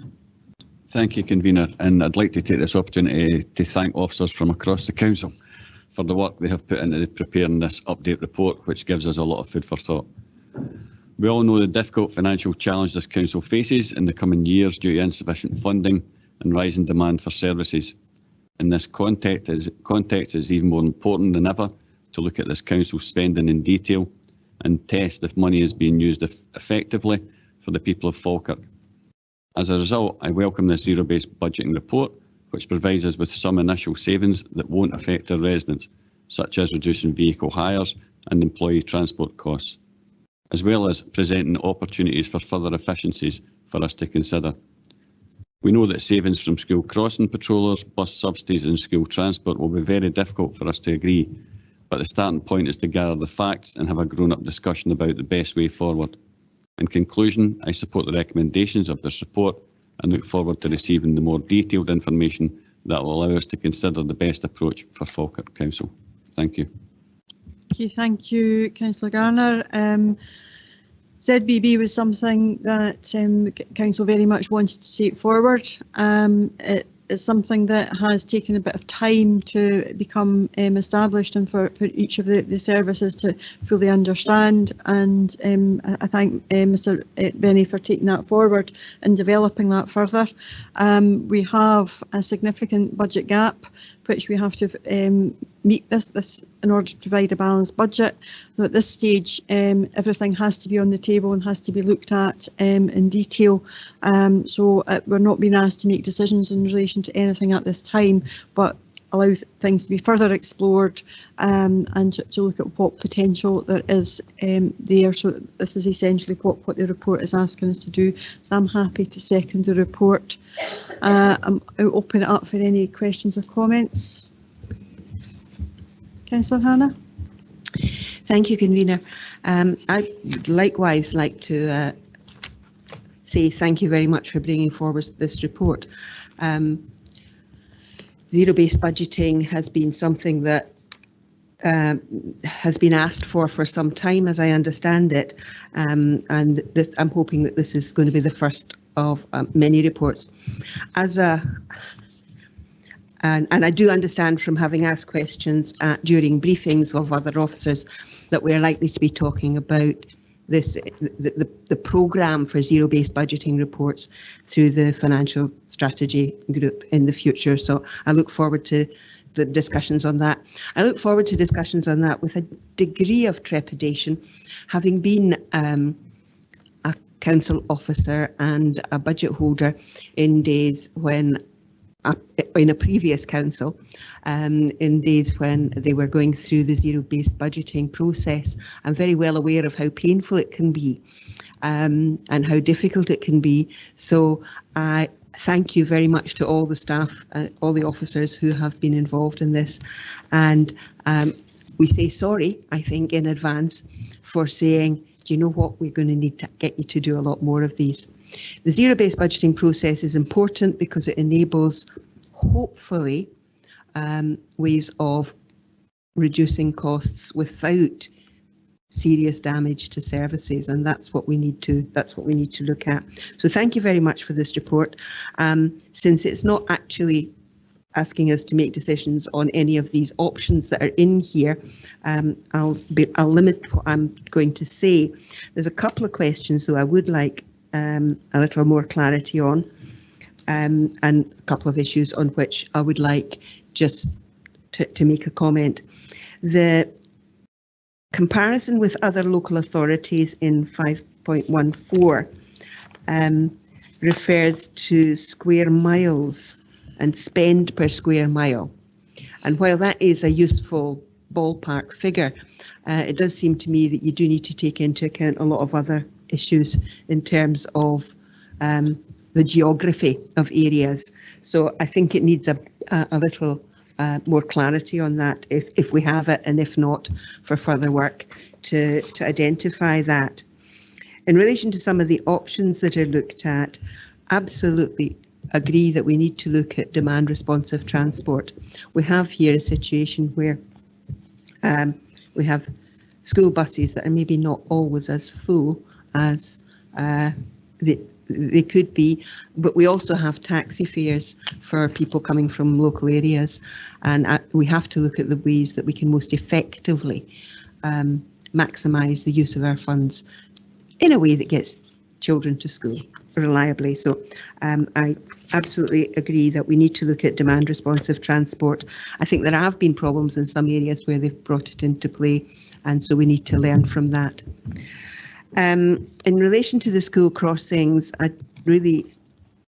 while I recognise that you're saying that the school crossing patrols and the patrollers and the potential for reducing costs there, you're looking at the situation where what we provide through in Falkirk Council area are in excess of the national criteria.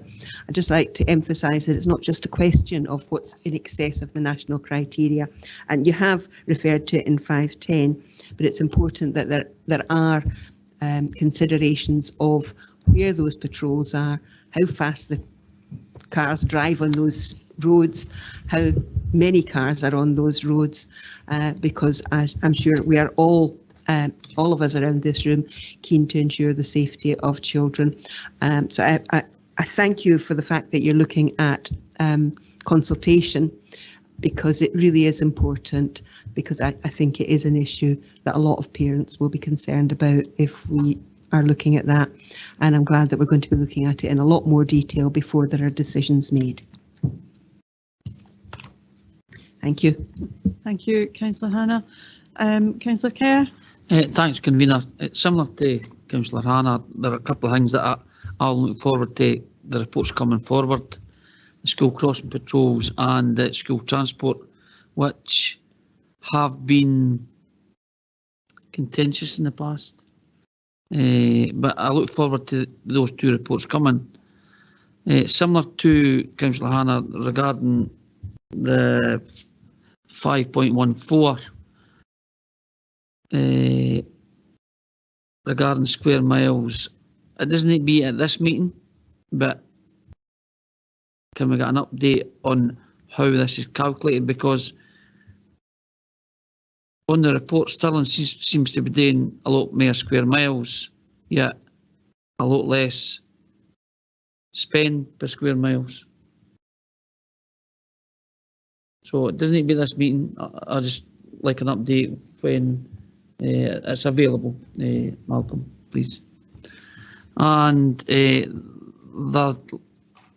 final question is about which Councillor Gardner mentioned about the hire vehicles. We spent just under 600,000 hiring them. What kind of vehicles were they? Cars, vans, lorries? That's a lot of money for the hire the equipment out. Okay, thanks. Thank you, Councillor Kerr. Matt, are you able to make comment just now? Through you, Convener, happy to provide the additional information about councils and how they've approached the way that they fund the bus subsidies.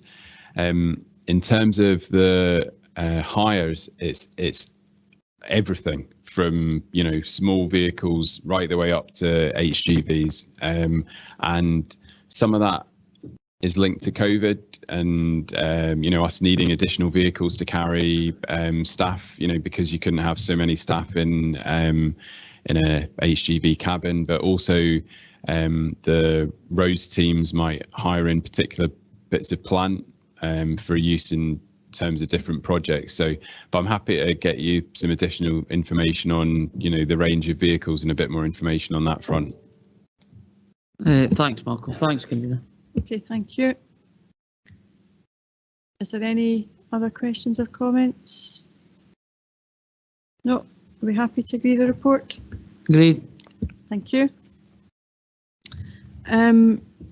Item 11 is now in relation to the Avon Gorge update, and it's Paul Kestrick that's going to take that one.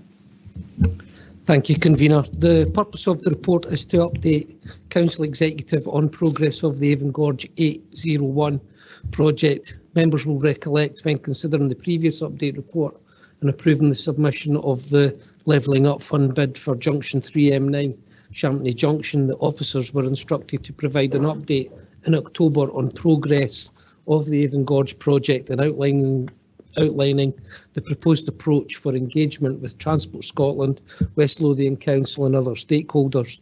This report provides that update. As outlined in section 5 of the report, the current position is that whilst a lot of project development work has been historically undertaken, a lot of it is now out of date and requires to be either refreshed or redone. On the project costs, for instance, the previous estimate in 2020 was circa £52 to £55 million. However, it is now estimated that these will have increased significantly to near £70 million due to construction inflation and potential alterations to technical standards. Based on this estimated cost and the funding available from the partners, the project is currently unaffordable, and the resources are currently outlined in section 5.7. As previously reported, the intention is for the partners to seek levelling up funding should a third round of this be available in 2023. The basis of the submission would be for a strategic transport bid amongst the partners, and that could secure up to £50 million and therefore bridge the affordability gap. To enable a submission to be made for this funding, as outlined in the report, the partners will require to update the key business case elements such as costs, design, economic impact and climate change considerations. This significant work is estimated to cost up to £500,000. As outlined in section 511, a draft memorandum of understanding is awaited from Transport Scotland, and this will set out the responsibilities and clarify funding requirements amongst the partners. Until now, there has been no agreement between the parties, despite the ongoing collaborative working over the years. The intention is that the memorandum of understanding, when it is available, is reported to Council Executive for consideration. At section 512, the report outlines the development of the business case and potential LUF application timescales, with a view to having an understanding of levelling up funding during 2023. As requested, the engagement ongoing with partners and proposed approaches with stakeholders are outlined in section 513, and engagement with stakeholders such as communities will be developed further as the project moves through the key delivery stages. In conclusion, Convener, the report provides the update requested, and whilst advising the project remains unaffordable, partners are working collaboratively to resolve the affordability gap, establish a memorandum of understanding, and look to establish the business case development actions to enable an application for levelling up funds to be made should they become available. I'm happy to take any questions.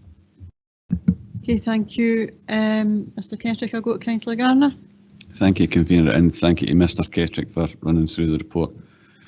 As he said, whilst this report outlines the project as it stands is unaffordable due to construction inflation costs and the funding available from the partners, it confirms that collaborative progress being made with the partners, Scottish Government and West Lothian Council, to resolve this.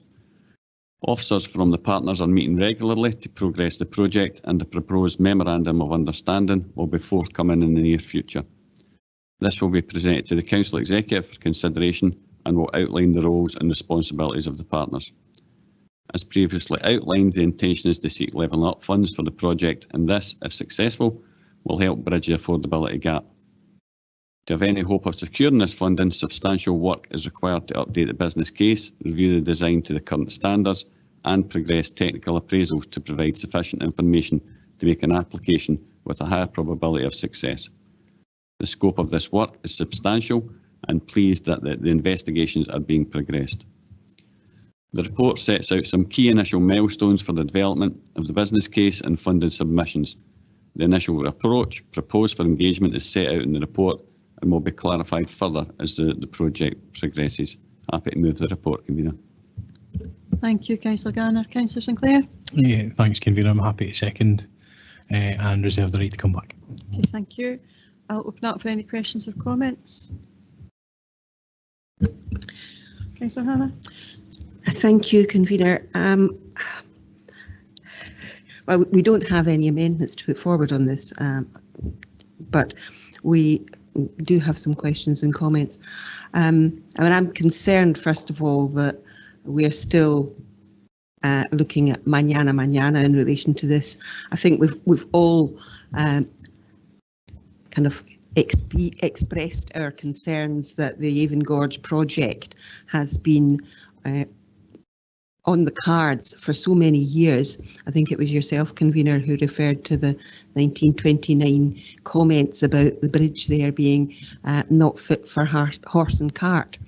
Now, I've never tried to take a horse and cart across that bridge, and I have no intentions of doing so, but I have taken my car, and I think anyone who has been across the Avon Gorge will know that it's a far from ideal situation.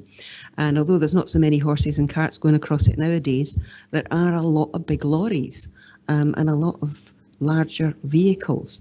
And it is a great matter of concern that this is continuing over such a long period of time. I thank the officers for the work that they have been doing, but what I would ask is that we get kind of almost regular updates on this. I mean, it was back in June that the previous proposal for the Avon Gorge had to be shelved, and we were assured that that taking it forward in the next levelling up would be a priority. So I'm concerned about the timescales that are being put forward here, that we actually stick to them this time. It's taken 4 months rather now to get a memorandum of understanding. I'm glad that it is now coming forward, and that is progress, albeit at a slower pace than I would have liked to see, but probably at a slower pace than all of us would have liked to see. And so it's how firm are we about these timescales that are being put forward here, because it really is important that this doesn't drift yet again and get forgotten about. Can I just say the previous proposal wasn't shelved, it had to be updated because the building standards had changed. It wasn't a case of we were shelving it, we weren't doing it. It wasn't in a shovel-ready position to be able to go forward for a bid, and that work I think is ongoing at this moment in time.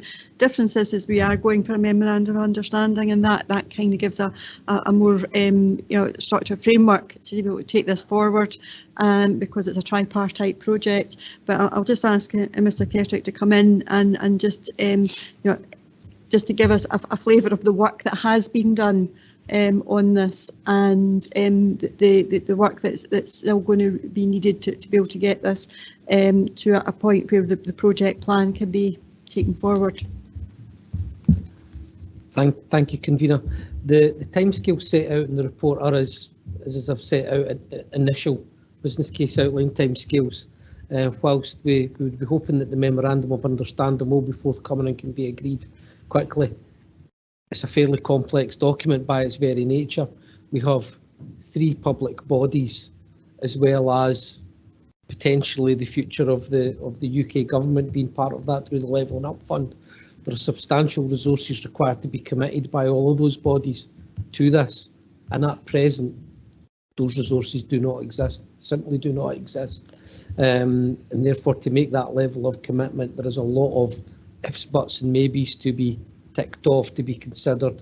In addition to that, the project itself is challenging in terms of engineering, and whilst there was design work done over the many years and it's been updated and refreshed, which gives us a good basis, ultimately it needs to be re-looked at again because of the changing in standards and also the costs implications of the scheme that was originally set out.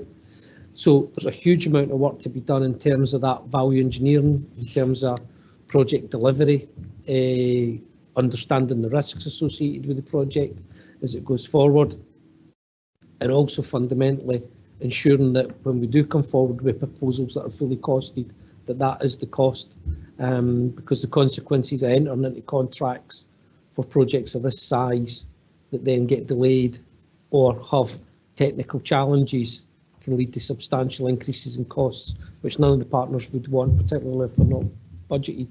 In terms of the work that's been ongoing, we've been liaising with West Lothian Council and the Levelling Up Fund bid through Scottish and UK governments to progress the memorandum of understanding.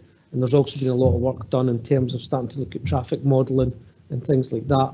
We know that West Lothian have secured funding to put traffic lights at the top of the Avon Gorge which will help reduce the risk in terms of accidents, but does not diminish their commitment to progressing the project. It's merely a stopgap measure, but it does recognise the importance that Transport Scotland, because they funded it, place on the project.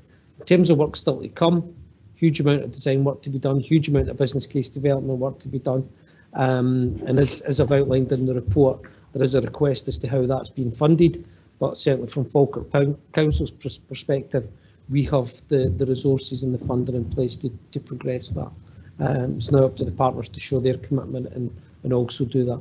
And that's what we're pushing for through the Memorandum of Understanding. I hope that answers the questions. Thank you. Councillor Kerr. Thanks, Convener. I'd just like to thank Paul and his team for this report. He's done exactly what, no Paul Garner, Paul Ketrick, so he doesn't get any. He's done exactly what he was asked to do and bring a report back. And I know there's nothing to be decided today, but as people will know at this meeting and online, how important the Avon Gorge is to this area. It's a national infrastructure, and the amount of, as Councillor Hannah mentioned, the amount of traffic that comes down that gorge that ends up in Grangemouth, at the ports, at the rest of the big businesses in Grangemouth is phenomenal. And as Grangemouth is, I think, is the only port that the UK and Scottish Government recognise, it is a major part of our economy, especially in the Falkirk area. And me personally, I didn't think any of the two councils should be paying for any of the building. It should be, when we're successful with the Levelling Up Fund, hopefully, that the Scottish Government comes up and with the money and Transport Scotland. I know we will need to, but personally I don't think we should, because it is a national infrastructure. But I thank Paul for his report. I just think that we need to keep cognizance of the timescale that we might be under with the levelling up, because the last ones came very quick and we weren't prepared. So hopefully by the next time it comes up, either us and West Lothian will be in a position to put that forward. Thanks, Convener, and thank the two Pauls. Thank you, Councillor Keck. Can I just give assurance that we are actually very much in the driving seat on this, and we will continue to pursue that both with Transport Scotland and with West Lothian Council, because we very much recognise the significant benefits that having the Avon Gorge done will bring, just not to the Falkirk Council area, but just around the national roads infrastructure, and the economic values of that as well, and also recognising that the travel time could be cut down as well by having the Avon Gorge, particularly for HGV traffic, having to take a different route at this moment in time. So there are significant benefits, but just to give the assurance that we are very much as a council in the driving seat and pushing this forward. The aim is to make sure that we have a shovel-ready project with business case in time to be able to make a bid to that strategic transport fund going forward. So officers are working to those timescales. Councillor Nimmo. Yeah, thanks, Convener. Just a couple of questions for Paul Ketrick, if I can. And just to start off, to say I'm disappointed is probably an understatement. This has been put off yet again, and it's already been alluded to. I mean, I was elected to the council, first of all, in 2007, but this has been going on for years and years before that.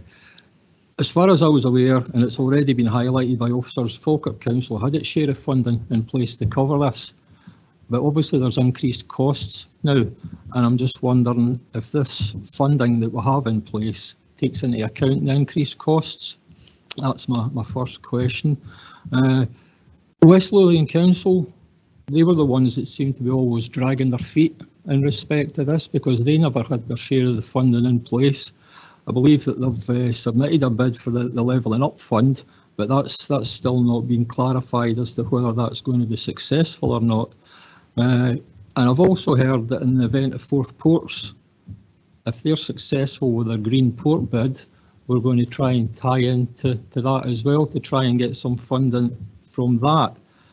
What's going to happen if they're unsuccessful with their green bid? What fallback position do we have with regard to the Avon Gorge? Thanks. Okay, Paul. Thanks, Convener.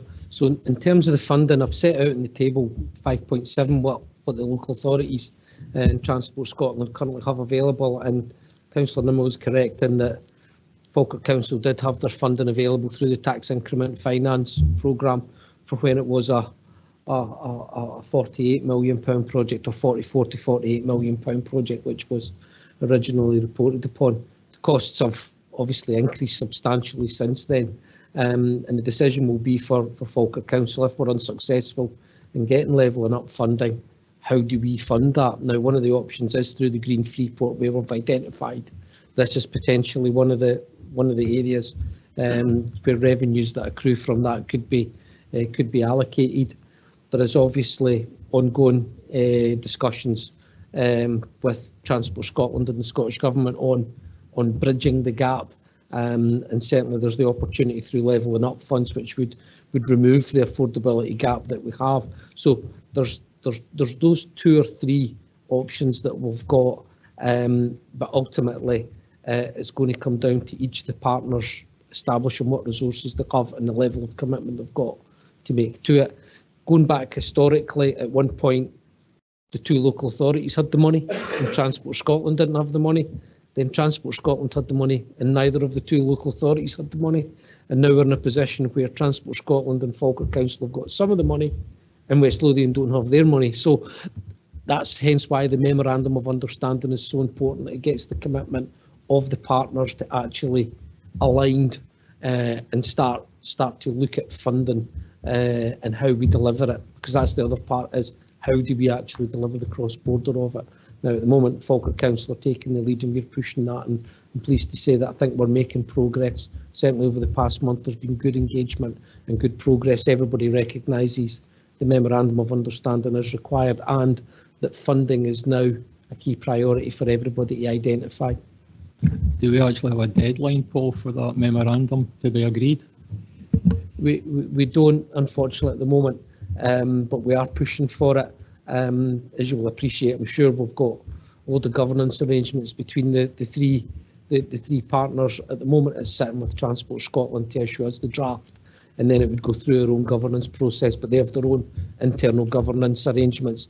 Clearly, one of those is around funding and also the delivery of the project, because they will be giving us money to deliver a fairly substantial project where traditionally they would have been involved in the delivery more. Thanks, Paul. Thanks, Convener. Okay, thank you. If there are no other questions or comments, we're happy to agree the report. Agreed. Okay, item 12 is the Strategic Parks Master Planning, and it's with Michael McGuinness. Thank you very much, Chair. In front of you today, councillors, is the Strategic Parks Master Planning report. This report came about on the basis of an executive decision on the 19th of October 2021, details identified in the background at section 4.1. In addition, the report proposes how the council responds to the transition of the management of Canal Estate, along with 3 other strategic parks which transferred from Falkirk Trust to the council in 1st of April 2022.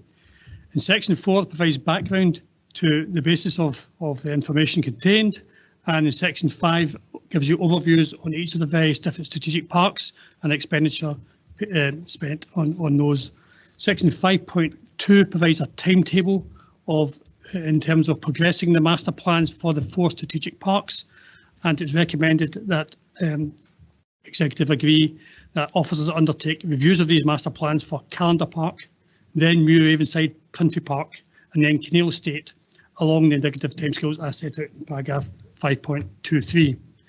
It's recommended that Executive agrees that the report is brought back to Executive updated on the feasibility of transferring New Parks Farm to a third-party organisation to reduce ongoing costs. Happy to take any questions, and I'm supported by Richard Broadley and Danny Talon from Planning and Green Space team. Thank you. Thank you, Michael. Councillor Garner. Thank you, Convener, and thank you to Michael. At the Executive last October, we asked officers to bring back plans for the development of Kinneil Estate, which has a valid and current master plan that runs until 2025. Circumstances have changed since then, with the responsibility for the management and development of Kinneil Estate, as well as our 3 other strategic parks at the Helix, Muir Ravenside Country Park and Calendar Park, having come back to the Council from the Trust in April of this year. The master planning of parks requires significant consultation and consideration. Securing officer resources and carrying out extensive public engagement takes time. You need only look to the recently completed work at Zetland Park in Grangemouth to see the catalysing effect a well-prepared master plan can have in the community spirit and significant external funding it can attract towards park improvement projects. I think it is only right that we consider which of these strategic parks master plans should be prioritised by officers for review. The report sets out the current master planning status for each of the parks, reviews progress made towards implementation, and recommends a realistic timeframe for master plan review and subsequent fundraising efforts at each of those parks. All 4 parks are hugely valued community assets and face a different set of challenges. The financial reality is that we must prioritise. We should also recognise that development works will not stop at the other 3 parks. Officers will continue to work with friends groups and other community organisations to make improvements at all 4 parks as resources allow. Given our budget position, we also need to look at reducing costs and increasing income opportunities where possible across the parks and set expectations across our community on the resources available with competing council priorities. In addition, the report seeks approval to scope other models for delivery of services at New Parks Farm up at Muir Ravenside Country Park. This service is popular but has revenue implications to run, so we need to fully consider whether the council is the right organisation to continue the delivery of this service or whether another organisation may be better placed to help the farm meet its full potential. I am keen to see an options report before any decisions on the future of the farm are made. I welcome this update on the strategic park and the work of officers in preparing this for our consideration today. Happy to move the report, Convener. Thank you, Councillor Garner, and I am happy to second the report going forward. I'm not going to say that much more than that because I think you've detailed the circumstances well, with the parks coming back into a different structure within the council. I think there's an opportunity to look at them all, but with Kinneil having the most progressed master plan, albeit timescales are coming towards an end, and I'm sure some thoughts will be given to that. Similarly, Muir Ravenside Country Park, looking at what potential there is for that, it would be really helpful before making any final decisions, and indeed recognising that reviewing a lot of master plans at any one time is a huge task for the service, particularly the public consultation that is required. Therefore, it does have to be phased, and it's the right process to go through. So I'm happy to second the report. Now open it up for any questions or comments. Councillor Kerr. Thanks, Convener, and thanks, Michael, for the report. It is very welcomed, and we have in the Falkirk area many beautiful parks, but as everybody knows, the money constraints on the council, we need to think differently in our approach. A great example, as Councillor Garner mentioned, the Friends of Zetland Park, where they were able to attract outside funding, and that is where the council wouldn't have been able to do that, and that's what we need to encourage a lot more community groups to do, and it's a massive job to take on, but the proof is in the pudding with Zetland Park. It's an absolutely fantastic area, and with the help of the council, this group took it forward. And for many years, as everybody knows, the Friends of Kinneil, who are passionate about the whole area of Kinneil, they have worked closely with the council, and that's something that hopefully will happen going forward. Regarding in the report about, it's mentioned a couple of times about the Sustainable Thinking Scotland. I had the pleasure of going down with other local members to meet the group, and it's heartwarming the amount of work that they're doing.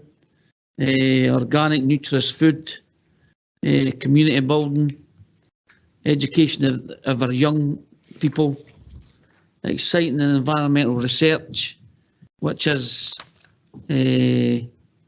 fantastic for them, but as a council, it's fantastic for us. And it says a bit in the report about a lease time. I'm just hoping, I know it's a delegated point, but I would urge the officers who are taking that decision to make it a substantial amount of lease time, to give them a chance, because they are doing what the Friends of Zetland done. They are applying for outside funding and have been successful. So hopefully we can encourage other groups to do the same.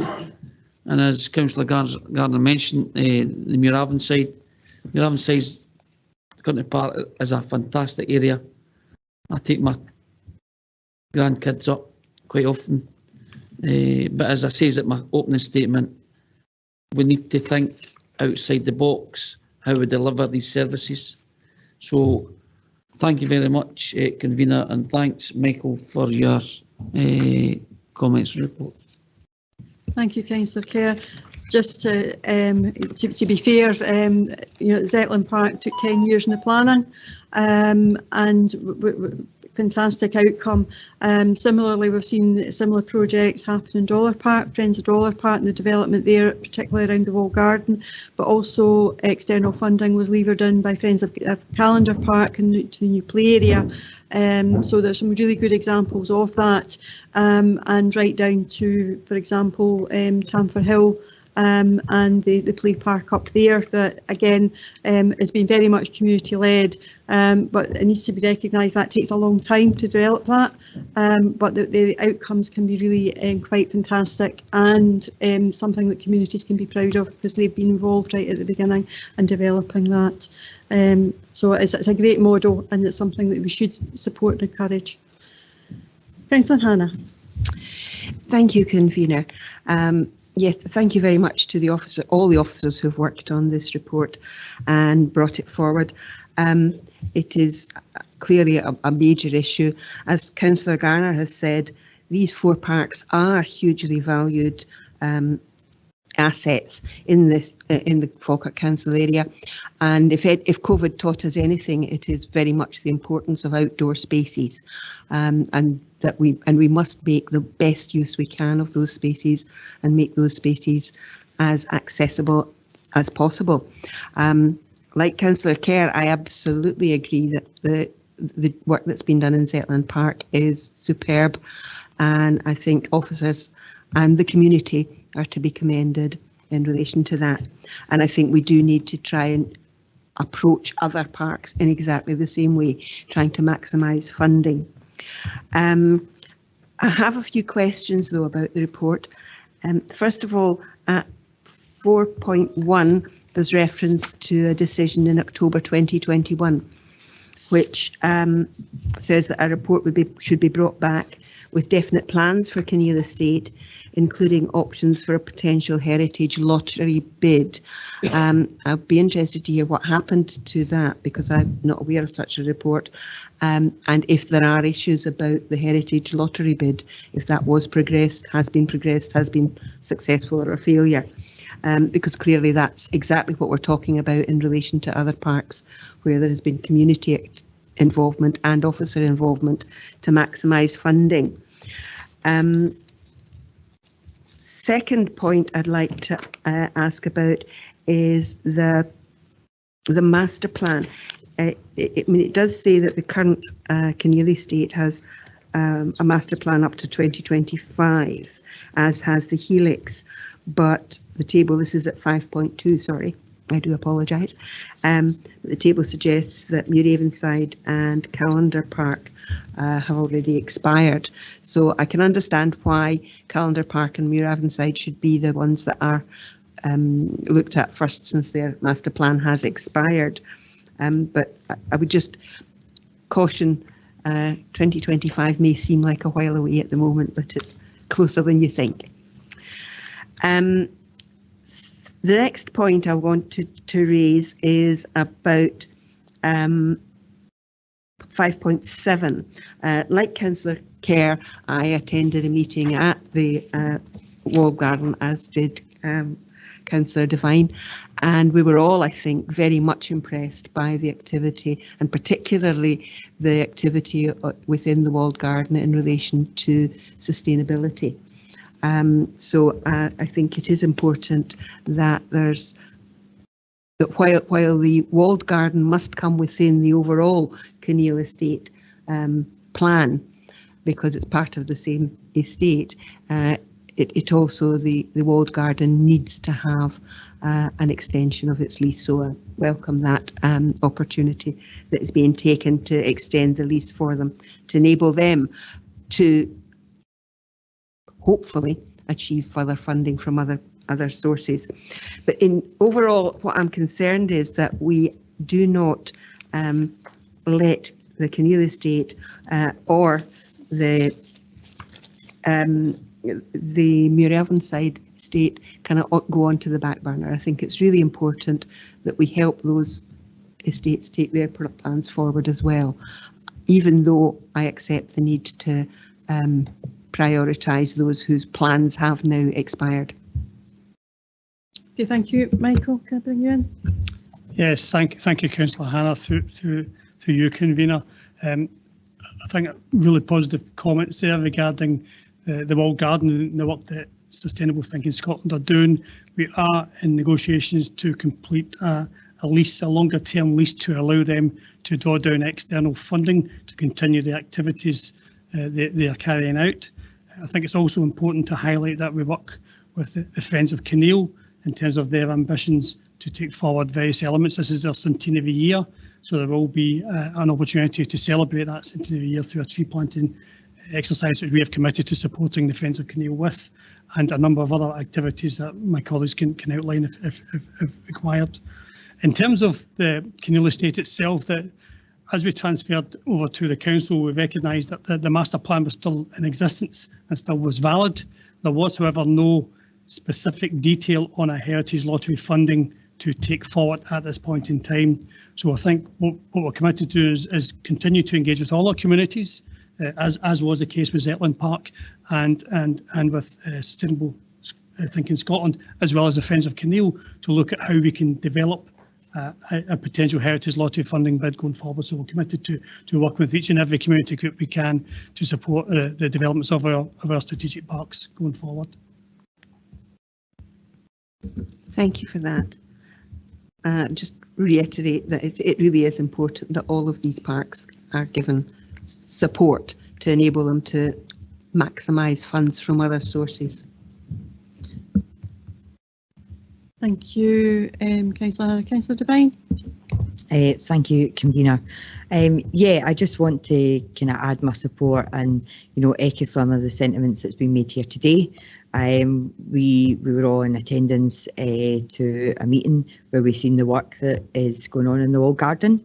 I have to commend the group. They have done absolutely fantastic. And I would really recommend that we go forward with the lease. When it comes to the Kinneil estate, we are in contact. We do work alongside Friends of Kinneil. I'm in constant contact with them, and it's good to see that we still have a master plan in place. But looking at the other ones that are expired, we'll be working on that hopefully, and then continue on with the work that we're doing with the Friends of Kinneil and the Kinneil estate, given the fact it is its centenary year. And I look forward to going down to the tree planting and what else we can do to help support and also promote the work that they do down at Kinneil, especially given its huge celebration later on this year. Thanks, Convener. Thank you, Councillor Devine. Yeah, I think we need to remember with Kinneil Estate, it's a tripartite again with Historic Environment Scotland as well, and that in itself can bring its challenges. But the park as a whole has great potential for activity, and I think the development of the wall garden, particularly around Sustainable Thinking Scotland, gives us great opportunities there, and it's a source of frustration that we weren't able to reach agreement last year on that. So I'm hugely supportive of being able to get that over the line, but recognise that with the parks coming back into council, there's a huge amount of work to be done on those master plans, and we will have to prioritise that work in order to be able to actually deliver something that is going to be aspirational and deliverable for the future. But it doesn't stop other work ongoing, and actually having some of that community engagement with in the communities, such as the wider community in Bowness, about what that master plan for Kinneil might be once we actually get to that point of actually doing that formal review. And I think that the aspirations of the community there do need to be taken into account about what they see for that park for the future. Sorry, Councillor Buchanan, I think you wanted to come in. Councillor, you're on mute, Councillor Buchanan. Thank you. Sorry, just quickly, just to say that echo all this what's been said in relation to the four parks. We've got wonderful opportunities, and I think Kinneil could be really the jewel in the crown. I've been aware of this group for many years, been involved in many activities down in that area, and it's absolutely fantastic. And hopefully that in terms of the conclusion, it says the review of the Kinneil Estate Master Plan and preparation for options for a potential lottery bid was not possible. And I'm just hoping that for everybody's sake, and Falkirk Council and the whole area, that Kinneil will be going forward in the not too distant future for the lottery bid, and wish them every success for their 100 years. Thank you. Okay, thank you, Councillor Buchanan. If there are no, sorry, Councillor Gardner. Just really quickly, I just want to say thank you for everybody for the positive comments here. But I see Richard and Danny are on the screen there, and I'd like to thank them for their work. I'm not sure if they have been mentioned, but they do deserve the thanks for helping us to get to where we are.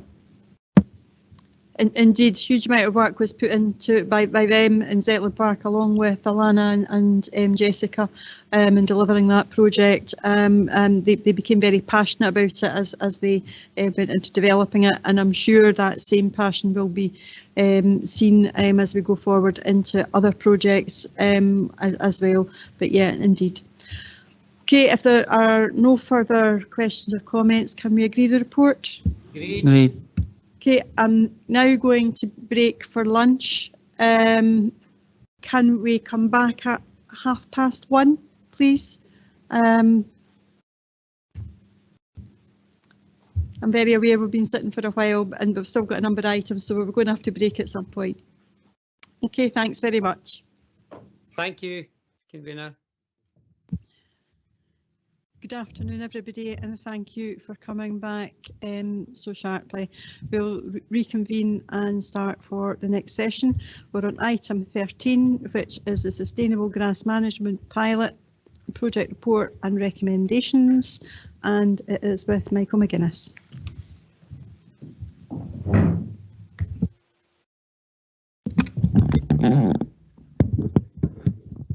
Thank you. Thank you, Chair.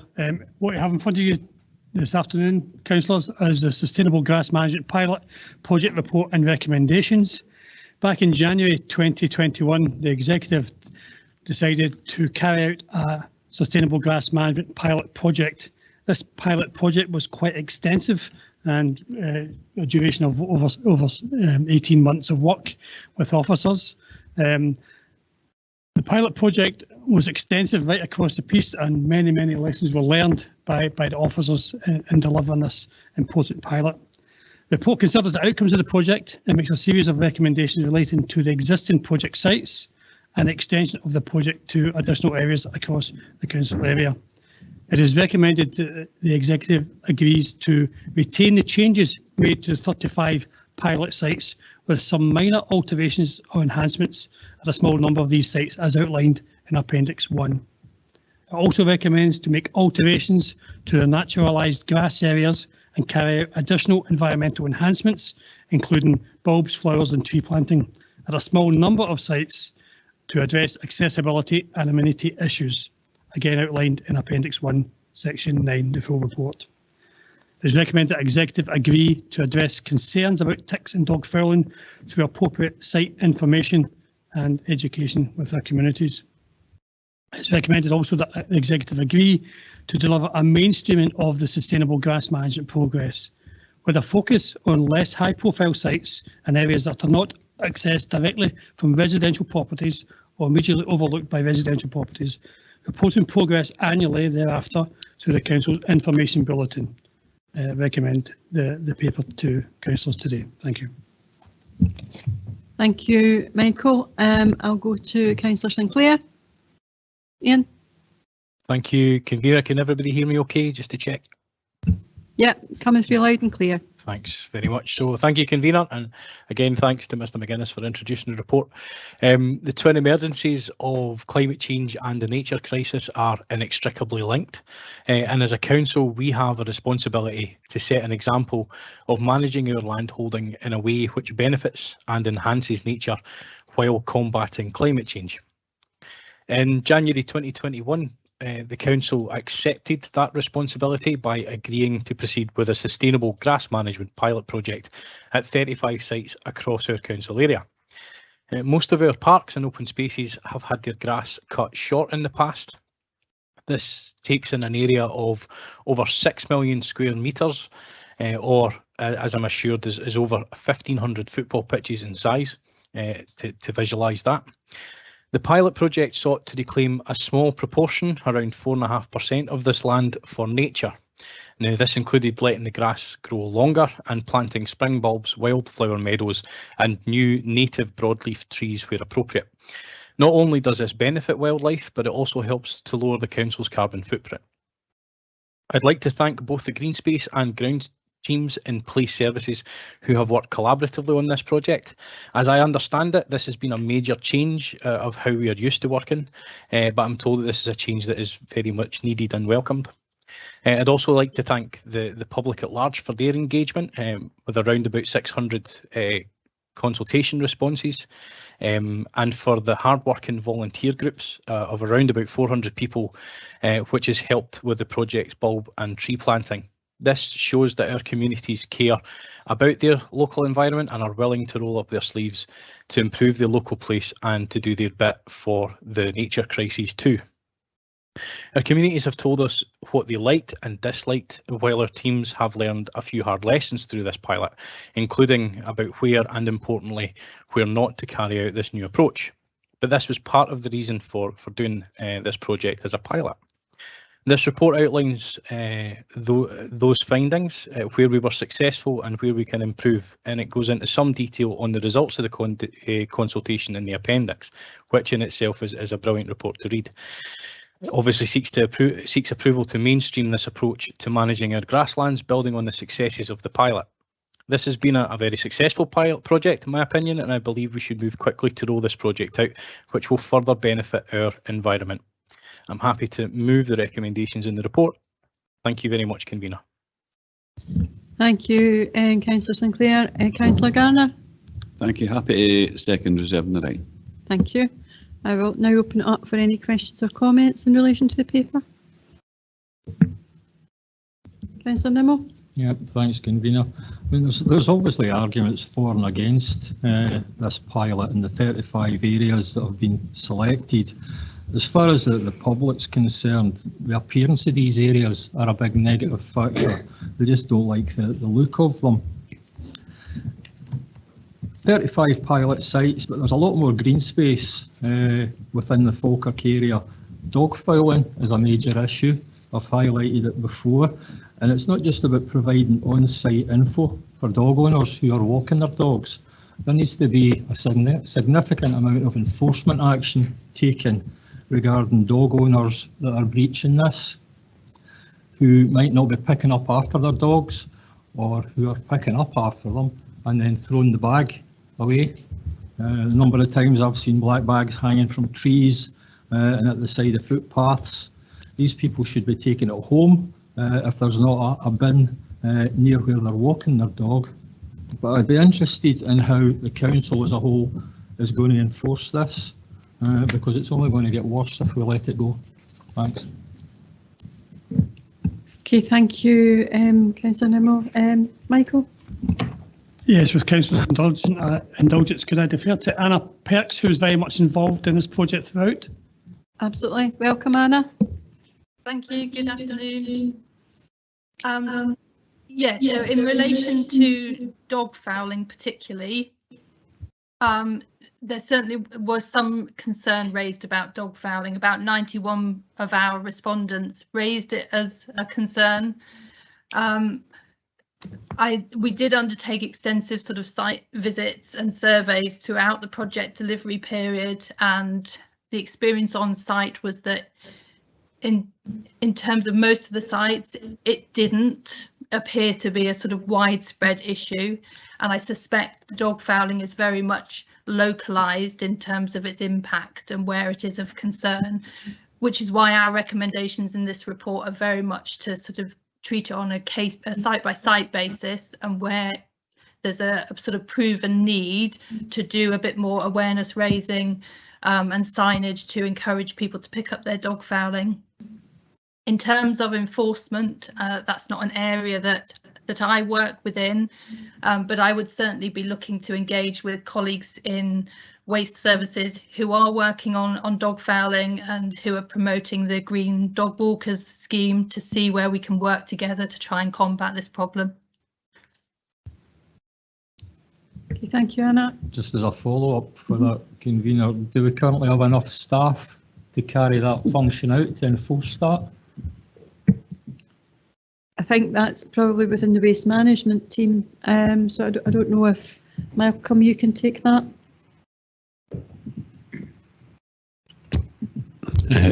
Through you, Convener, I'm happy to speak to the head of service for that area and get an update for you, but I'm not aware of any issues with resourcing. There's no amount of resourcing you can put in place that will prevent residents across the authority not behaving appropriately. So what we need to do is more of the change campaign about improving people's behaviour in terms of picking up after their pets, because that's the only way we'll really tackle the dog fouling situation. Okay, thank you. Councillor Hannah. I also welcome this report. I am a big fan of wildflowers and bulbs and spring flowers and all these things. And I'm a big fan of increasing biodiversity. And I don't think any of us would be against that as a name. I think our concerns about the climate, about the loss of habitat for a number of species is fairly widespread. So we welcome attempts to take that forward. What we do have to say, though, is that we must make sure that it's properly managed and properly planned. And I'm really glad that you have been taking on board, you did the consultation, and that you're taking on board some of the lessons learned there about where you do it, how you do it, and so on. I think one of the big things about it, though, is also about consultation with the community in advance of doing it, rather than asking them afterwards what they think of it. I think we need consultation in advance and involvement with the community, particularly involvement with young people, and whether it's possible to involve more children in the schools and so on in the planning of it and in the involvement of it. Children love to watch things grow, so it's an area that we could do, and it can be educational. I know that the climate and growing and all these things are included in the school curriculums anyway, so it's ways in which, and it's part of a kind of theme that I've got in my head, which is about breaking down the barriers between different bits of the council services and trying to work more closely across different council services. I think that it's important that the people involved in this are working closely with education and with the schools. And within your own department, you talk about the importance of the bins, and that's a different part of the department. When you're planning an area, it seems to me that you should be talking to the community and looking at the bins and litter collection and all these other things alongside your colleagues, because being not a dog owner but a regular dog walker, like many parents, when I agreed to my daughter getting a dog, I discovered that walking it is, first, particularly in the morning, is not one of the things that children are all that keen on. I think there's probably quite a few people around the table recognise that one. I am a responsible dog walker, and I do collect the dog poo, and actually usually I collect other people's dog poo as well at the same time, and sometimes some litter as well, because I'm generally a responsible citizen. But I think we need to make things easy for people. I don't think there are loads and loads of dog owners out there that are not picking up their dog poo. I think there are some. There are always some irresponsible people in any group that you want to look at. And yes, education is important, but more important is making it easy for people to do the right thing. And that's about thinking about where are the bins. If you're going to be putting, if you're going to be rewilding, and it should be rewilding, not just neglecting, rewilding an area, then thinking about how it impacts on the children that might have previously played in the area, on the dog owners who might previously have walked their dogs in that area. And I think that's the important thing. Absolutely in favour of it as a general strategy. Really pleased at the work that's been done here by all the officers. But I think we need to try and join things up a little more closely so that all these different services are working together to make it work in the best interests of the communities. And that would. Thank you. Michael, you can maybe respond to that, but I think it might be helpful for those that weren't here to just take a step back into why the consultation was done part of a living pilot as opposed to the consultation beforehand, because ultimately if we asked people, do you want wild grass here, they would have said no. But it was about an education process and actually getting communities involved in understanding biodiversity as well. And that was a very long debate that last time. It lasted 2 hours, in fact, about why this was a living pilot. Yes, thanks for that to you, Chair. Thanks, Councillor Hannah, for the points you raised. I certainly think this is a really good example of collaboration across service areas, working with the Green Space team and also the team that involved in cutting the grass. So there was huge consultation, huge engagement with our communities.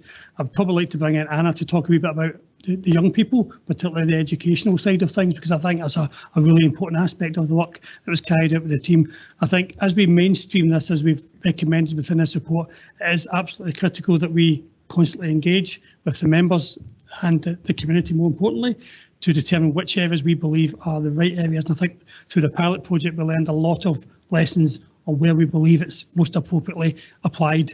I'd just like to thank Anna, maybe if you don't mind, indulge me in terms of the educational side with our young people. Anna. Thank you. Yes, I mean, I think as you've highlighted, the level of engagement we had through the duration of the project was a really positive part of the project. And we did try hard to get a whole range of community and educational groups out working with us. And through the life of the pilot project, we had, as you say, about 395 community volunteers and young people out doing bulb planting and tree planting on a whole range of different sites. And that included pupils from 8 different schools, from several high schools, right down to tiny wee tots from our early learning centres with their families. Engaging in the sites, learning about what we were trying to do, passing that message back to their friends at school and to their families, and also really positively engaging in the site after we'd done activities with them. So those sites where we were able to have young people out working on the sites and communities out working on the site, we could see a sort of continued stewardship of those sites and people keeping an eye on things, making sure things were right, you know, sticking trees back in the ground where they'd been dislodged. So I think that was an incredibly positive part of the project and really highlighted the appetite out there for getting engaged in actively helping to promote biodiversity, actively taking action to combat climate change and getting engaged in green spaces. And that's something that we would really want to build on and capitalise from going forward. Okay, thank you, Anna. Thank you both. Good luck with the rolling out. Okay, James. Thank you, Convener. We support the recommendations in this report. And it was a very interesting report, but the thing that stood out most for me was the consultation feedback on pages 265 and 266, which shows that when the communication of the biodiversity layout highlights the benefits of the natural environment, carbon reduction and health benefits, there was a majority support or strongly support. But if you focus on the financial savings, then there is a majority who disagree or strongly disagree. So I was just wondering if we could hear if the communication plan taken forward will incorporate this feedback and focus on the benefits to our personal health, but the natural environment benefits. And then the second question that I've got relates to the strategic parks master planning, which we were just talking about before lunch. These seem like obvious places where we could increase biodiversity. Like Kinneil Estate, I believe, has about 250 acres of land. So I was just wondering if biodiversity is already in the strategic parks planning, and if not, could it be incorporated? Thank you. Okay, Michael. Thank you, Councillor Bundy. In terms of, through you, Chair, in terms of the communication, absolutely right. I think it's really important that we learn the lessons from the feedback from our community and to engage positively about the benefits we are bringing through this programme of works we will take forward. So, right to point out that some scepticism from our community regarding, is this just a money saving exercise? Very much that's not what it was primarily about.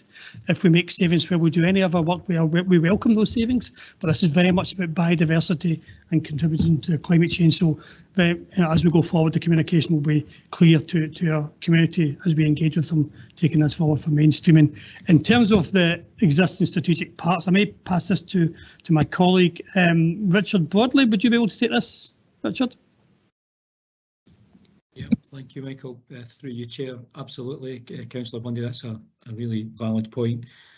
These 3 parks that came in from the Trust are fantastic opportunities, and like all our open spaces have to work hard. They have to be multi-purpose for a range of uses: sport, flood relief, access, play, sports pitches. So biodiversity is part of that, and it already is an important part of these 3 parks that have came in with the Trust. But to answer your question, there's been works done in the past, we believe, and that biodiversity will certainly be a part of reviewing the master plans for Kinneil, Callander and Beravenside obviously not in that order given the previous agenda recommendations and approval. But biodiversity really important in these parks, and it has to be carefully planned given some of the comments that we've received through this consultation. But it's fair to say we've learned a lot of those lessons. But in the same breath, obviously, if there was master plans coming forward for these 3 parks, as per the timetable outlined in the previous report, obviously consultation would be part of that again with the communities and various groups that use these parks. So if we were looking to extend some of these grassland management techniques to these 3 parks, that consultation would be part of that opportunity. Thank you, Councillor. Thank you. Thank you. Councillor Steinbank. Thank you, Convener, and I'd just like to echo the comments of several others, appreciating the work of officers in this area, and especially from the briefings and in today's meetings. I think the curiosity and the drive to sort of understand how to improve this project based on the consultation. So I also appreciate that Councillor Bundy's actually covered one of my points, which is around communications, and especially anecdotally from constituents I've spoken to about this project, that has been one of the key elements that they've brought up. I think not really understanding the biodiversity elements and the extensive benefits that are illustrated in this report. So obviously this is probably directed towards Mr. McGuinness.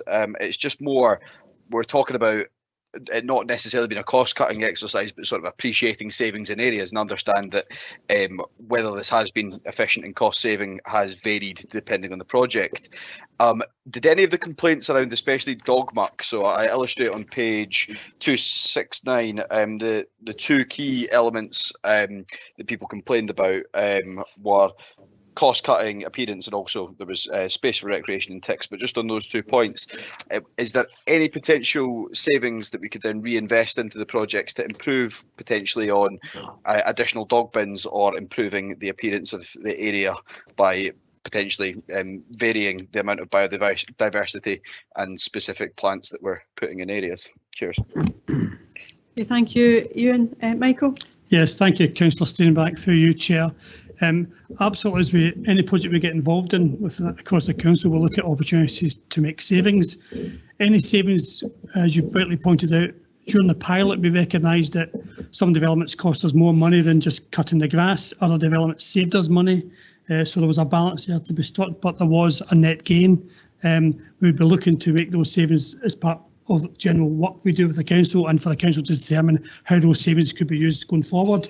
There may well be an opportunity to use those savings to improve the educational communication regarding dog fouling, maybe additional bins at certain locations. So again, that's something we need to bring forward for consideration on the savings we make. The savings we're looking to make would be very much around casual labour we bring in over the summer period, so we could maybe reduce the reliance on some casual labour for grass cutting over the summer, but we don't believe it would be affecting directly any staff members in terms of savings. Okay, thank you, Michael. Ewan? Just a brief follow-up. Within the negative comments, I believe I've not got a specific number just on page 269, but I think it's just a little short of 100. Did any of those complaints illustrate a demand for more dog muck bins in their area, or was it simply complaints relating to the potential aggravation to dog muck that they believed was caused by these projects? With your indulgence, I may defer to Anna Perks, if you don't mind. Anna? Thank you. The vast majority of those 91 comments relating to dog fouling were primarily concerned about the ability or willingness of people to lift dog muck in longer grass. And from memory, there were not very many comments relating to the numbers of dog bins as an issue. It was much more about people's attitude and willingness to do what they needed to do and clean up after their dogs. Thank you, Anna. I appreciate it. Okay, thank you. Ewan, I've got Councillor Kerr and I've got Councillor Garner. Thank you, Convener. A couple of questions. It's mentioned 2 or 3 times about the dog poo. Have we got any areas where we can get signs? Because there is areas in mine and Councillor Hannah's ward where I would like to put signs up for no dog fouling, and is that something that we encourage, or something that we can get a hold of? Okay, Michael. I don't have that information to hand, Councillor, but I'm certainly happy to take that back to my colleagues to determine what resources we have available to erect additional signs if that's possible. Happy to take that information. Okay, that's fine, Michael. Thank you very much. And my last, it's not a question, it's probably just a comment. That's just over a year we've had the naturalised grass and wildflower meadows, and I don't think we'll see the full benefit of that until next spring, until they've really matured, and we see the loads of different spring bulbs. We only got a small snippet of it this year, but I think next year and the years going forward, we'll see a big difference in these areas. Thanks, Convener. Okay, thank you. James, you want any feedback on that, Michael? No, certainly to agree with Councillor Kerr regarding the seasons. You'll see at this time of the year the kind of long grass looking rather sad, but as we enter into the spring period, you'll see that blossom, and the bulbs in the planting will really come to fruition. That'll be a tremendous sight for our communities to enjoy. Thank you. Okay, Councillor Garner.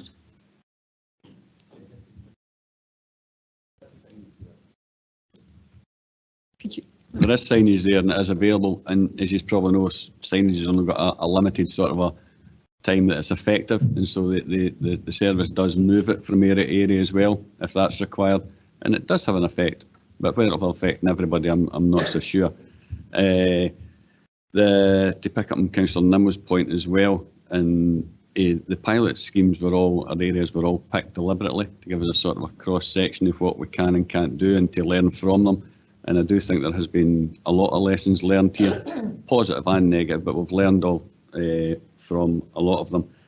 To pick up what Councillor Hannah said as well, there's been a cross-service approach here as well, because I know Ella Gorman's been involved in education, which you're keen to hear about. I know Fiona Wishart was involved in some of the schemes as well. And obviously, just to mention Anna again, she's worked tremendously hard on this in a limited time frame that she has got, and she's also been excellent when she's been out and spoke to community groups and explained why we're doing the pilot schemes and spoke well with them. But yes, just to finish, we've learned an awful lot of lessons here, and we've been working collaboratively with schools, individuals and community groups around the area, and we'll continue to do that. And I know I'm just speaking here because it was sort of under me and when these pilots were out, so I hope I'm not stealing any Councillor Sinclair's thunder here. But yes, listen, I really welcome this report and hopefully can move forward at speed with this one. Thank you. Okay, thank you. Councillor West, can I ask you to be fairly brief? Yeah, it's as much as I can be. I'm looking at this from a local councillor point of view. Last year we did a lot of work, and I think if anybody looks at Flower Bed just beside Adobe Hall, you'll see that it's really nice. There's a number of spring bulbs, was going to be my point with James, that we'd planted last year. And now if anybody drove past it, and I know you live very close to it, Paul, you'd have seen the daffodils coming up, and then you'd have seen the tulips coming up, and the other parts. So I totally agree with what James said. And in my ward, 47,000 bulbs planted. That's going to make quite a difference. I over the time this has been running, rather than being just a supporter, I'm now actually looking to be a promoter of this. I think this is something that is exceptionally good. I think the big change, I think James is spot on with that. I think the big change is to come when the spring bulbs come up, as I say, just in Carskinard and Trice, 47,000 bulbs. That is going to be a splash of colour come the spring, which I think everybody will enjoy.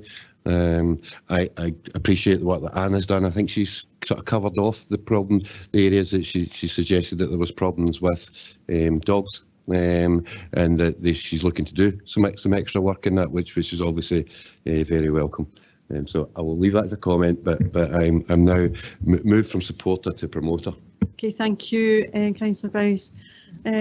Just very briefly, Convener, if there's a question. Just to make a point, I mean, obviously it would help if the dogs could read the signage, because there's a lot of owners out there just don't. Yes, that's very true. That's very true. Okay, are we happy to agree the report? Agreed. Agreed. Okay, thank you. We'll move into our next section. Oh no, sorry, we don't. We've still got one more report in this section, which is a community council elections update, and I'm going to go to Mr. Lawrie. Thank you, Convener, and I'll be relatively brief on this. So this report sets out the results of the community council nomination process and the recommendations on next steps. The results after the nomination process closed on the 16th September are set out at paragraph 4.1. I think disappointing in some regards, but what we can do is move forward as set out in section 5. So in the case of Bowness Community Council, 10 nominations received and the community council can be formed. In 5 community council areas where the number of candidates is at least 2/3 of the number of places on the community council, they can co-opt additional members, and they're listed at 5.4.1, and for the remaining 17 community councils where that 2/3 figure was not reached, the proposal is that the nomination programme is extended to the 9th of December. Paragraph 5.45 sets out the work undertaken to promote the process through advertising, social media, and a working group involving community councils. It's proposed an update report will be submitted to the January meeting of the Executive. The recommendations are at paragraph 2. Happy to take any questions. Okay, thank you, Kenneth. I think it's a pragmatic approach that we allow those that can form go ahead and form, because I think in some areas that has been something that's been missed. But also that we seek to try and do further promotion with regard to community councils and try and encourage others to become involved. And I just wonder if can maybe detail what have we done in order to attract people to becoming involved in community councils, and what more can we do? I don't know whether you want to take that, or Mr. Perry. I'm not sure Brian's on the call. Yeah. Mr. Perry would do a very good job of that, I'm sure. Thank you. Okay. Brian, do you want to just maybe give a very brief overview of what we've done to try and encourage more participation with community councils, and what we can do within the short space of time between now and the end of the year? Sure, thanks. I think the report sets out we used, I suppose, a two-prong approach. The first was social media. We set out quite a few bursts, as they're called, to over 12,000 people and advertising the fact that the community council elections were about to happen. We know that for 12,000 people, they saw at least 2 adverts, so you're talking about 27,000 people who saw the adverts. So we proposed to do the same again, but to improve and see if we can get more messages out. The report also mentioned that we had a working group. So since last October, I've been meeting with representatives of the then community councils to see what they could do within their own communities to get the word out. And we didn't want to rely on just social media or work done by the council. We wanted to try and involve the communities themselves. In some cases that worked quite well, in some cases not so well. So I'd propose to go back to people we know in communities and see if we can work together hand in hand to see how we can promote community councils more extensively. And the third one is I'll work with fellow officers in other areas of the council to see if there's hard to reach areas or areas that we haven't managed to reach so far, to see how we can get the word out to them. Brian, is there any support available to people as new community councillors? Because I do wonder if that's a bit of a barrier, that people are a wee bit anxious about taking on a particular role. Yes, once people are formally in community councils, I've got a sort of training programme that I would roll out in the first few months to try and help community councils understand what the role is. Prior to that, if you're talking about the process, the period between now and people coming on, if they wanted to find out about community councils, one of the things I'd suggested in the January to May part of the year was that if anybody wanted to run meetings locally, I'd be happy to come along and speak to communities that are interested or people that are interested in setting up community councils, just to explain what their role is and maybe just as importantly what their involvement would be, because I think some people can be put off by the fear that they're going to be involved in an awful lot of work in addition to their busy lives. But I'd be happy to meet with any communities and to go and explain the roles of community councils to them. That's helpful, Brian. I thank you for that. Based on that, and I know it's not a short period of time between now and the end of the year, but I think we need to push ahead with that. So I'm happy to move the report, having heard these assurances. Councillor Bess. Thank you, Convener. And my own area, Larbert Stenhousemuir Torwood, was at one point one of the strongest community councils I think we had. I think they were one of the most involved, and I think some of the representations they made were absolutely excellent. Unfortunately, that long-term committee decided 15 years was enough for them doing it, and to get 11 places has proved really difficult. We're at one nomination here. I accept and I will try and take up Brian's offer of support, and I hope that everybody else will as well.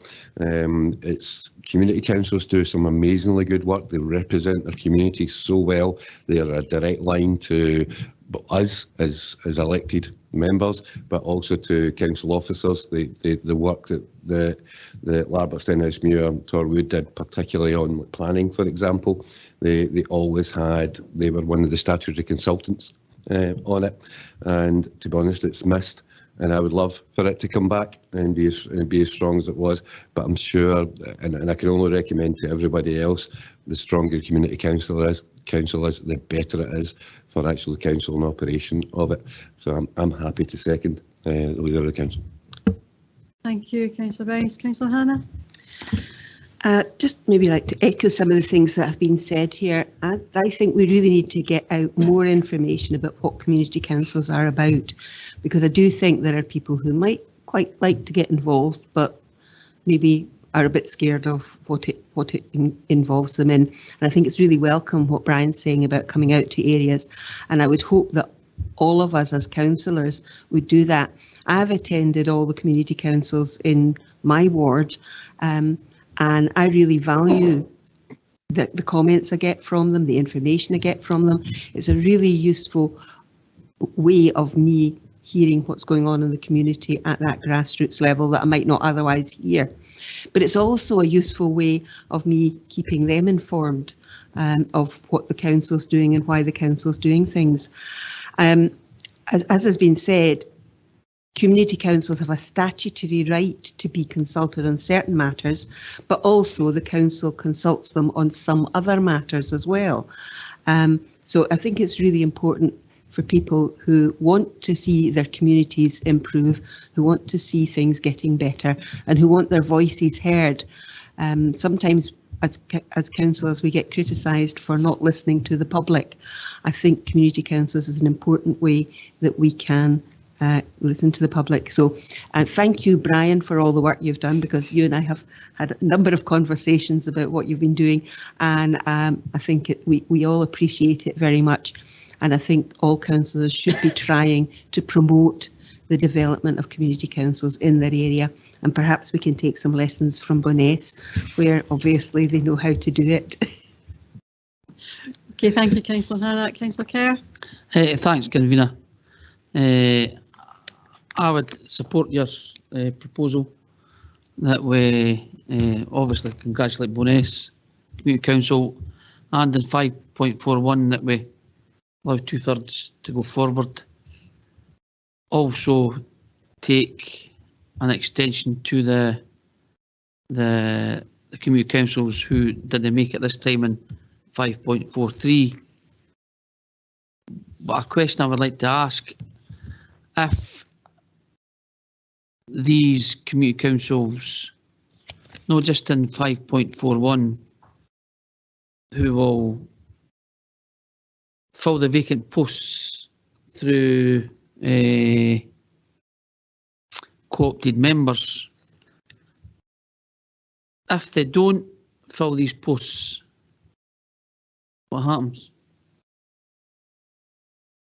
Because I've been involved with community councils where they've had 3 members and that's all they've done, and I've went through the full 5 year with 3 members. Okay, thanks. Brian? The plan is that we would come back in January, as the Chief Executive said, with an update report on the current position. It would then be up to the Executive to decide whether it wanted to continue with the election process for the community councils that are still outstanding. If it didn't, then the community councils wouldn't form. It would still be open to us after that to try and establish community councils. There's a process by which, if the community themselves come forward with a petition with 20 people calling for community council, then we'd be required to set up an election for that area. So even if the process ultimately, or this process ultimately wasn't successful, there's opportunities for community council still to form. I think the ones which Councillor Kerr mentioned where the numbers were low was that's happening in exceptional cases, and really they should only form when they meet their quorum, and that's what we'll be trying to achieve through this election process. Thanks, Brian. As previous speakers have said, convener, these groups are a big part of the communities. If they provide the assistance and advice to the whole community, they're valuable, and I hope that each one that's not been able to form have people who come along and volunteer and happen to make them up. So thank you very much, convener. Thank you, Councillor Kerr. Councillor Devine. Thanks, Convener. I just want to say, you know, and congratulate Bowness as one of the local members. There's been a lot of hard work done, especially the community groups, to engage, and there's a real appetite for change in Bowness at the moment, which is, you know, it's really exciting to be part of. Obviously, we need to do work on Blackness. I would love to take Brian's suggestions up of maybe coming out and helping us engage with the community in Blackness. And yeah, look forward to see what comes next. Thanks, Convener. Okay, thank you. As there's no more indications to speak, can we agree the report? Agreed. Thank you. We do now move to our next section on resource and finance, and item 15 is the projected financial position for 22-23, and it's over to Amanda Templeman. Thank you, Amanda. Thank you, Convener. So the report in front of you today provides a projected position for the revenue financial outturn for 22-23. As we heard at Council last week, there's a continuing theme of uncertainty in the financial reports. So the report in front of you is based on the best information that we have available at this point. As always, this report covers the General Fund and the HRA. As always, more detail is provided on the General Fund side, which is where there tends to be a bit more pressure and sometimes a bit more volatility. So the key messages in the report are listed in paragraph 5.1.2, which is on page 312 of the agenda. And the net overspend against budget is projected to be 1.45 million. And that's also shown on page 326 of the agenda, which is our sort of standard Appendix 1 summary for the General Fund. As with the August projection report, the main area of pressures on children's services. There's over £4 million of pressures, which are split across education and children and families. and those are mainly flowing from energy costs, school transport costs, residential care, and adoption and fostering services. In this report, there has been a change since the August one in that we've included approximately 300,000 in the projection for children and families, and that's specifically for children coming into the area through the National Transfer Scheme. And there's a little bit more detail on that in paragraph 5.1.19 of the report. Place services and transformation communities and corporate services are both projecting underspends at this point in time, and that may be in part the result of the tighter approach to financial management through, for example, delays in recruitment. And members will be aware that a recruitment freeze has been brought in across the council, and whilst there are reports posts that are exempt from that freeze, services are expected to apply additional scrutiny to any recruitment exercise that's been undertaken. Importantly, one key bit of information that is not finalised and therefore not included in the projection figures remains the pay award. Paragraphs 5.14 and 5.16 on page 313 of the agenda summarise the current position, and it's maybe just worth noting that the figure of 240 million in paragraph 5.1.6 should actually be 260 million, so apologies for that. Previous reports to members suggested that the pay award could result in additional costs of around £4 million, which aren't in the budget for 22-23. The updated pay award for SGC staff is quite a complex one. It's not a flat rate across the board, so we have been doing quite a lot of modelling work to try and better understand the impact of that. And there's other complicating factors. So, for example, it includes an extra day's leave and a cost of living payment that's based on a 36-hour working week, whereas at Falkirk Council we have a 37-hour working week. So that modelling is quite complicated, and we're still working on it, but it is likely that that £4 million cost may increase.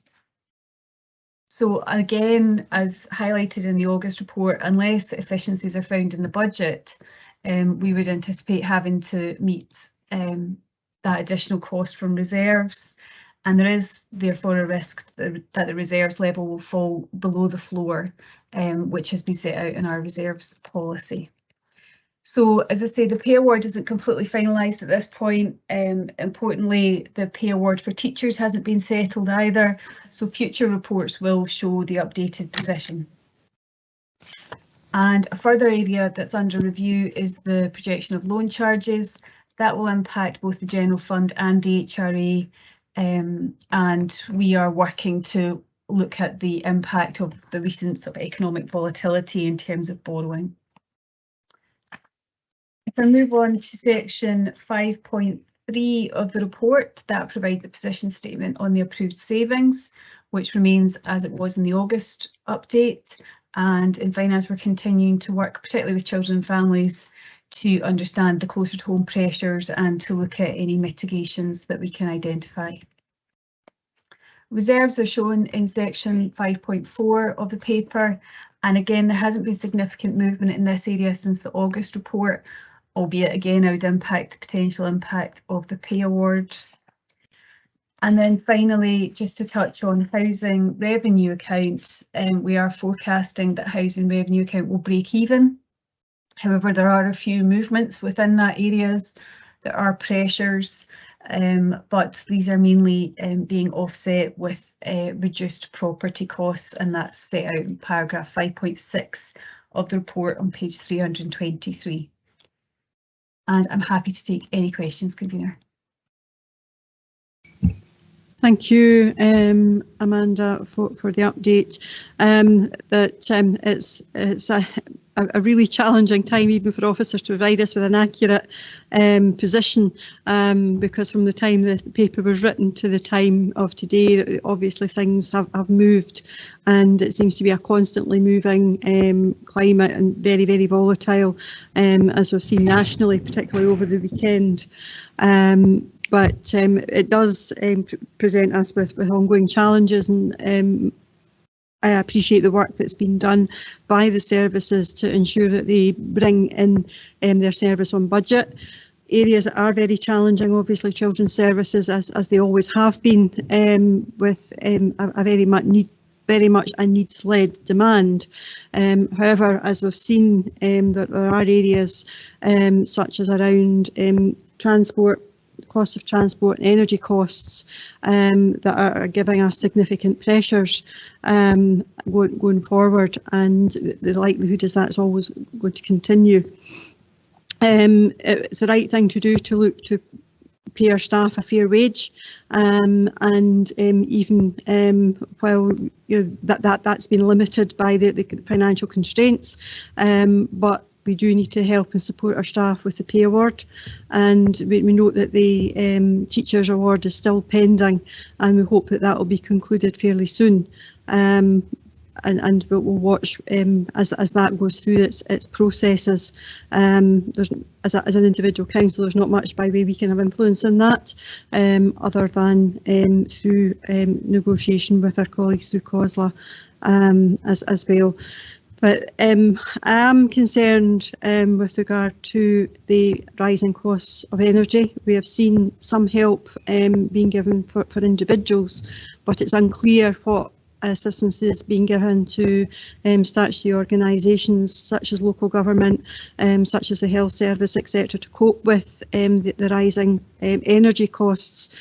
And again, we're impacted by the rising fuel costs as well. And while they've come down a bit, we're not really seeing the benefits of that, and unlikely to see the benefits of that in the short term. Therefore, I'm going to propose that as these are not devolved matters, the retained matters, that we write to UK Government, just highlighting that government, like our citizens, are suffering from the impacts of the energy and fuel costs, recognise that local government are providing vital essential services, and we need to be able to keep those services going. The impacts of the higher fuel costs could impact on and being able to continue to deliver those services, and ask for consideration for additional financial support, particularly at this time. So I'm going to suggest that as an addendum, and that the executive therefore agrees that I, as leader of the council, write to the UK Government in relation to the financial assistance for local authorities as a statutory body to assist with the impacts of the increasing energy and fuel costs in particular. But in doing so, recognise the challenging position that as a council we're in.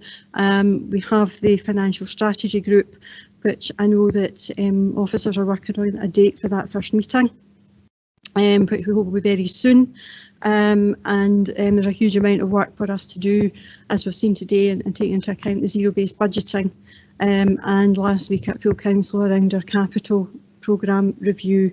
So with that, I will move the recommendations, but with the addendum, which I think has been circulated to everybody for their consideration. And I'll go to Councillor Bowes. Thank you, Convener. I'm quite happy to formally second the Leader of the Council on the recommendations with the addendum, and I will reserve the right to come back in later. Okay, thank you. I will now open up for any comment or discussion.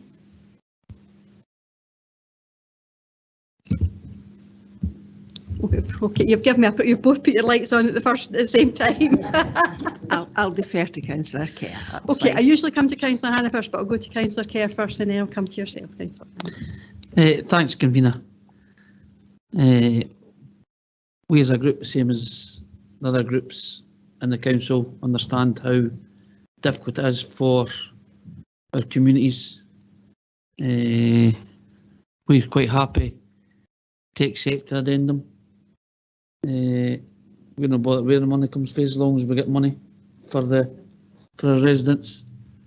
And it's very important that we try every opportunity and every avenue that's available. Thank you. Thank you, Councillor Kerr. Councillor Hannah.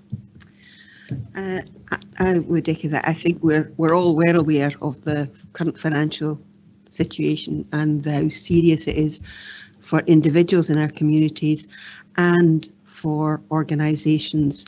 I think it's important that we recognise. I would say thank you to Amanda once again for quite clearly putting forward really complicated information, which I think we all struggle to get our heads around. And Amanda is always very, very good at putting it forward. The situation is very serious, and we are absolutely concerned about ensuring that we get as much money into the area, as much money as possible, not just into our constituents' pockets, but into the services that they so desperately need. With that in mind, like Councillor Kerr, I think we will be willing to accept whatever money is coming our way, or that might come our way. So absolutely happy to accept the amendment to approach the central government and try to ensure that additional finances are made available. Quite happy to take that forward. Okay, thank you. Any other member wish to comment or question? Kenneth, do you want to? Yes, thank you, Convener. Not in relation to the amendment at all, but you know, in this report, the position is a bit improved from where we were at the last report. But whilst that's positive news, we've really got a very long way to go, and particularly given you know what Amanda was talking about in terms of the pressures and the uncertainties. So one of the really important things, of course, is controlling in-year spend. I spoke about that at the council meeting last week, particularly given the weakness of our reserve position, and the greater extent to which we can restore or build reserves in advance of what will be a really difficult budget round at the beginning of next year. That is exceptionally important. So, I mean, there's 5 recommendations in the report. The first 4 relate to noting. The 5th one is about instructing.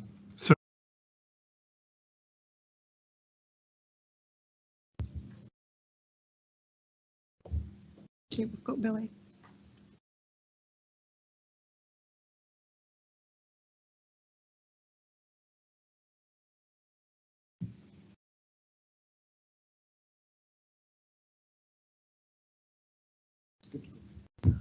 Okay, we are good to go.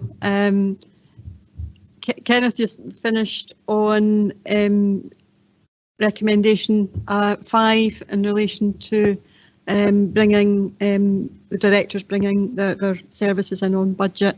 I don't know if you just want to finally just make it a brief word for those that didn't catch that last bit. Yes, thank you, Convener. So simply in relation to recommendation 5, I was assuring members that we were going to take a pretty robust line on that to ensure that we, to the greatest possible extent, restore our reserve position for the end of the financial year. Thank you, Convener. Thank you. Councillor Nimmo. Yeah, thanks, Convener. Question for Amanda. Amanda, you mentioned the pay award and the possibility of it costing us £4 million. I'm just wondering, will that be backdated to the 1st of April, or is that going to be payable from the date of settlement? Because that could make a significant difference as well. And I'm wondering if the £4 million is included in the deficit figure of £34 million going forward. Amanda. You Convener. Thanks, Councillor Nimmo. Yes, so the pay award would be backdated to the 1st of April, and that's what that £4 million calculation is based on. So effectively, that's based on a 5% increase, and the £4 million is the element of that isn't either in our budget or isn't being funded from the Scottish Government at this point. So that's but that's for the full year, and it is included in the pressures for next year. So we've built that in. Right. Okay. Cost. Okay. Thanks for that. Just in relation to the teachers' pay, obviously that's still ongoing, and that could have a serious impact as well. What we're planning for in that respect? Well, At this point, the teachers were offered a 5% uplift across the piece, and that's been rejected. Karen may have a little bit more information, but I'm not sure what the proposal is to take it forward, other than potentially looking to align it a little bit more to the SGC, potentially in terms of that minimum uplift at the lower grade, so it's a minimum of 1925. But I think work is still ongoing. But as I say, Karen may have some better intelligence. Just on the back of that, before Karen comes in then, if we were banking on a 5% increase for teachers, where would that take our deficit figure? The figure at the moment includes, I would need to go back and double check that actually before I would want to quote any figures. There is a substantial increase already included there, but in terms of the revised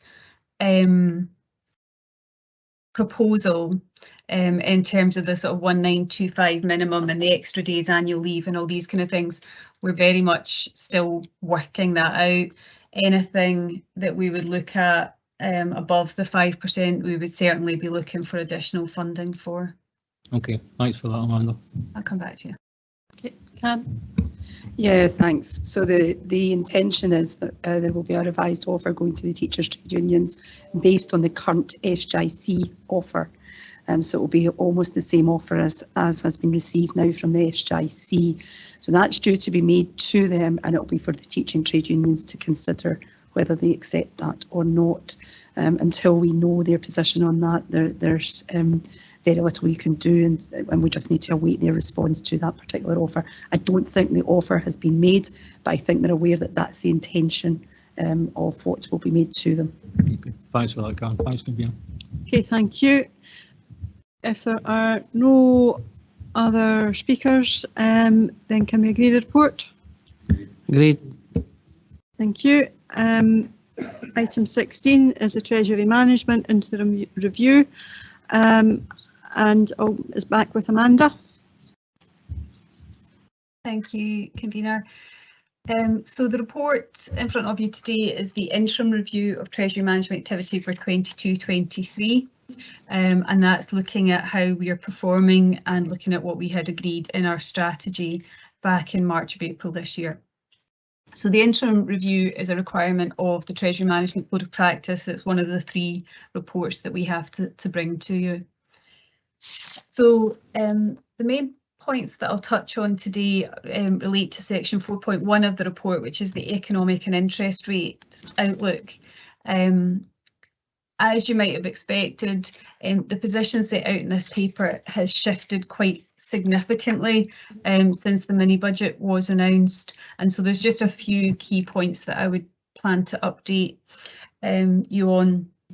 So paragraph 4.1.3, the Bank of England's Monetary Policy Committee were meeting on the 22nd of September, and at that point we didn't know the extent of the rise in interest rates. It did end up being a 0.5% increase, which took the base rate to 2.25%.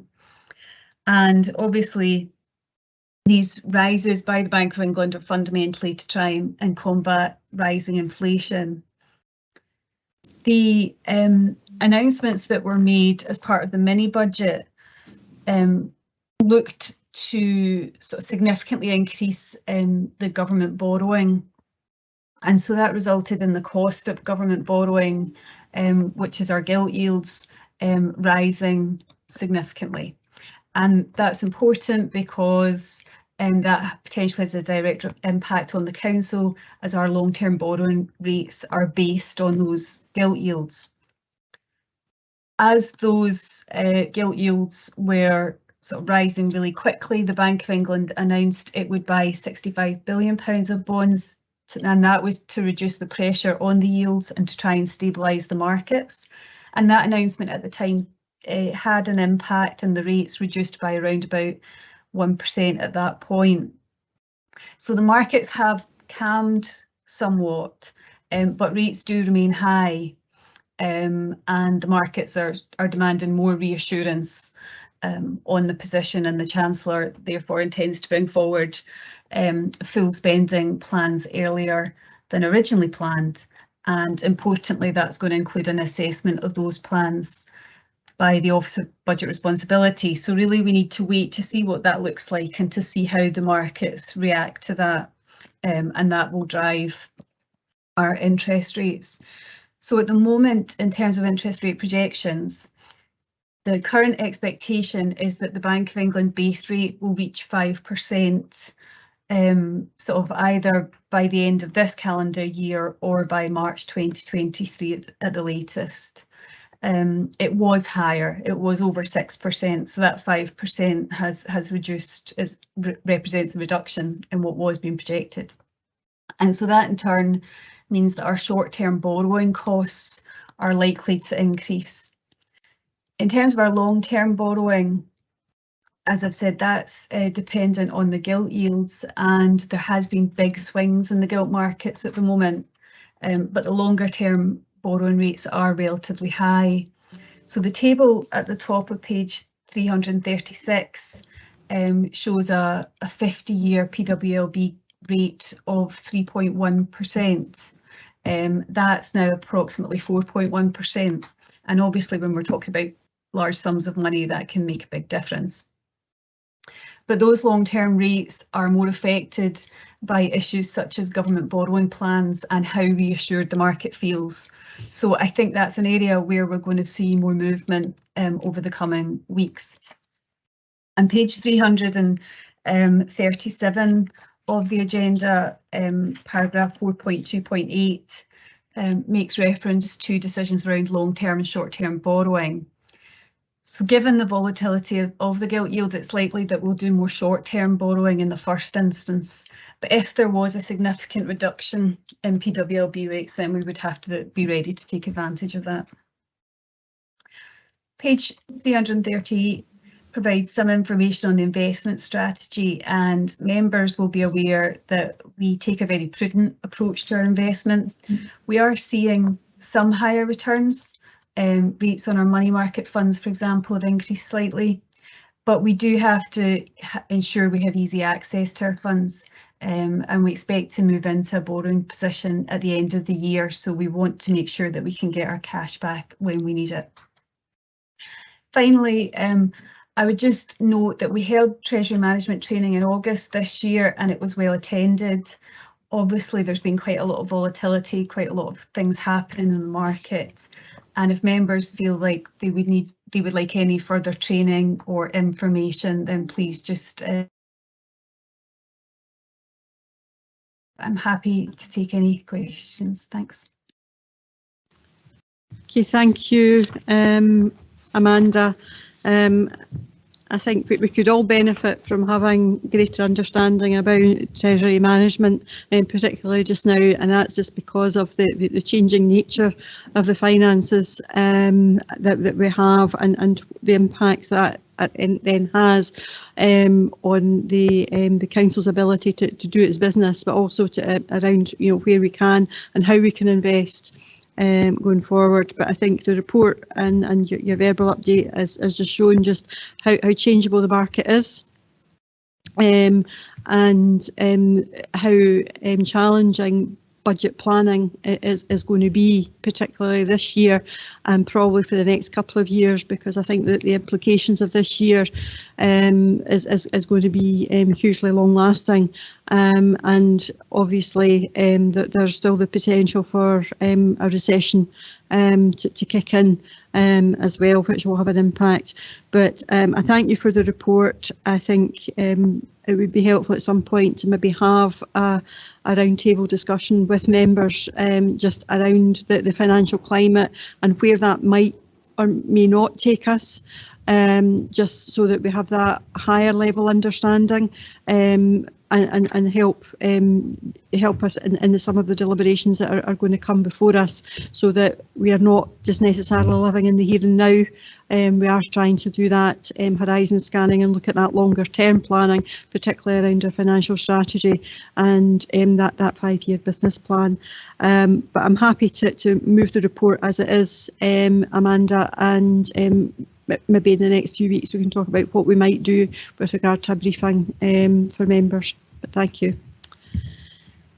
Councillor Garner. Thank you, Convener, and thank you to Amanda. I was actually emailing you before you made the request for training, Amanda, so it's one that I would happily take you up on. You're happy to second the report and reserving the right. Okay, thank you, Councillor Garner. I'll open it up to members. Councillor Hannah. Yes, once again, thank you, Amanda. And yes, thank you for the offer of training, as quite a few people around this room and you and who are here virtually know. I'm always interested in more training and more information, particularly when it comes to financial matters. The situation is very volatile at the moment, and I think that members really do need to understand what the impact of that is on our finances and at council services. And we're confident that you understand and that you're good at explaining it. So I think sooner rather than later it would be useful to have a roundtable discussion about that. I'm not sure what the proper arrangements are, but I mean the report as it stands is just referring this report to council for consideration. By the time we get to that council meeting, many things may have changed. So I think it might be important that it's not just referred, but also that there's some kind of update goes with it, if that's possible. There would be a verbal update given at council with regard to any changes that would have taken place in that interim, and there could be many by the time we get there. But yes. Councillor Kerr. Just a quick one, Convener. Just a thanks to Amanda and Danny and Alison and the full team for the report. As everybody says, it's hard times just now.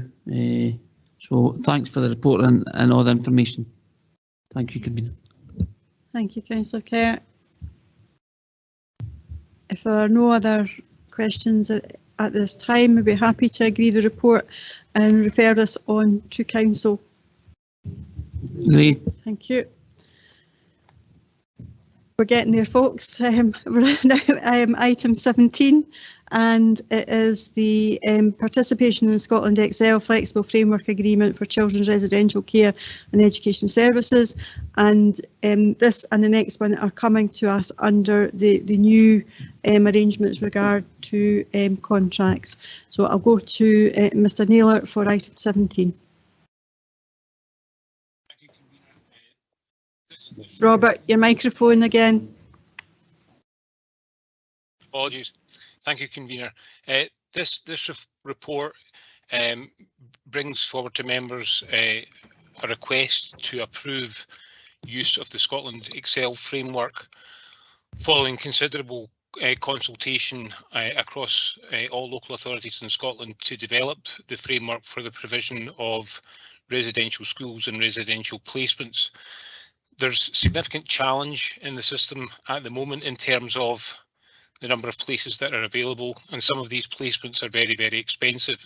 So the idea behind the framework is that these are approved providers that meet certain standards, and there's the framework has been developed so that councils can be confident that when they approach these providers that these standards will be met and the provision of care for our young people will be of a good standard.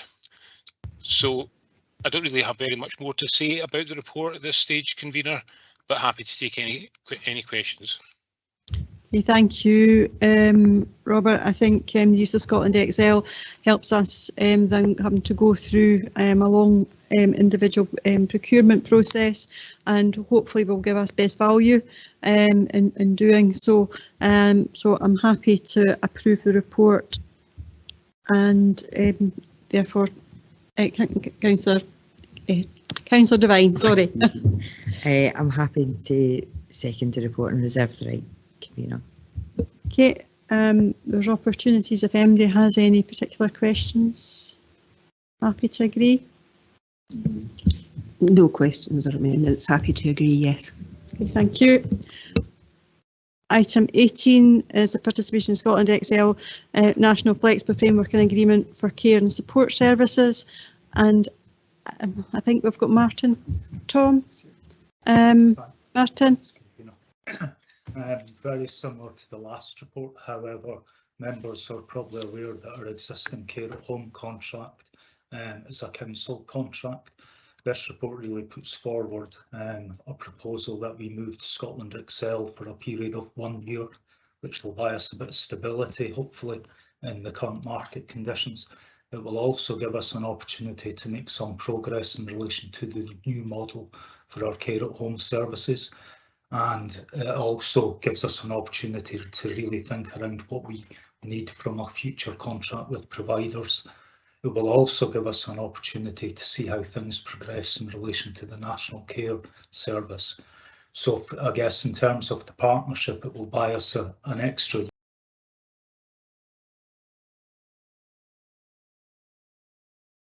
and it will hopefully get us through this current economic crisis, which is having a significant impact on our providers, both at a local level and nationally. And Scotland Excel are in the middle of negotiations with providers and Scottish Government around solutions to that. So in terms of the partnership, it actually gives us an opportunity to see how things settle and then make a decision around the best way forward. Happy to take any questions. Thanks. Thank you, Martin. I think it's a pragmatic approach at this particular time, and I think it helps to take a little bit of pressure off the service to do the work that's needed, and absolutely agree that we need to take cognizance of the potential of what a national care service might look like, so that we don't tie ourselves into anything too soon that won't be flexible enough to be able to meet that particular need and demand going forward. So I'm happy to move the report. Councillor Devine? I'm happy to second the report and reserve the right. Thank you. Councillor Nimmo? Thanks, Convener. I just have a question. Falkirk Council's recently gone through a recruitment exercise for care staff. I'm just wondering if we can maybe get an update as to the numbers involved and how many new members of staff we've taken on, and whether we still need a lot more. I think there's always going to be the need for more staff from what I understand, and it's a bit of a moving feast. But Martin, are you able to give a wee bit of an overview?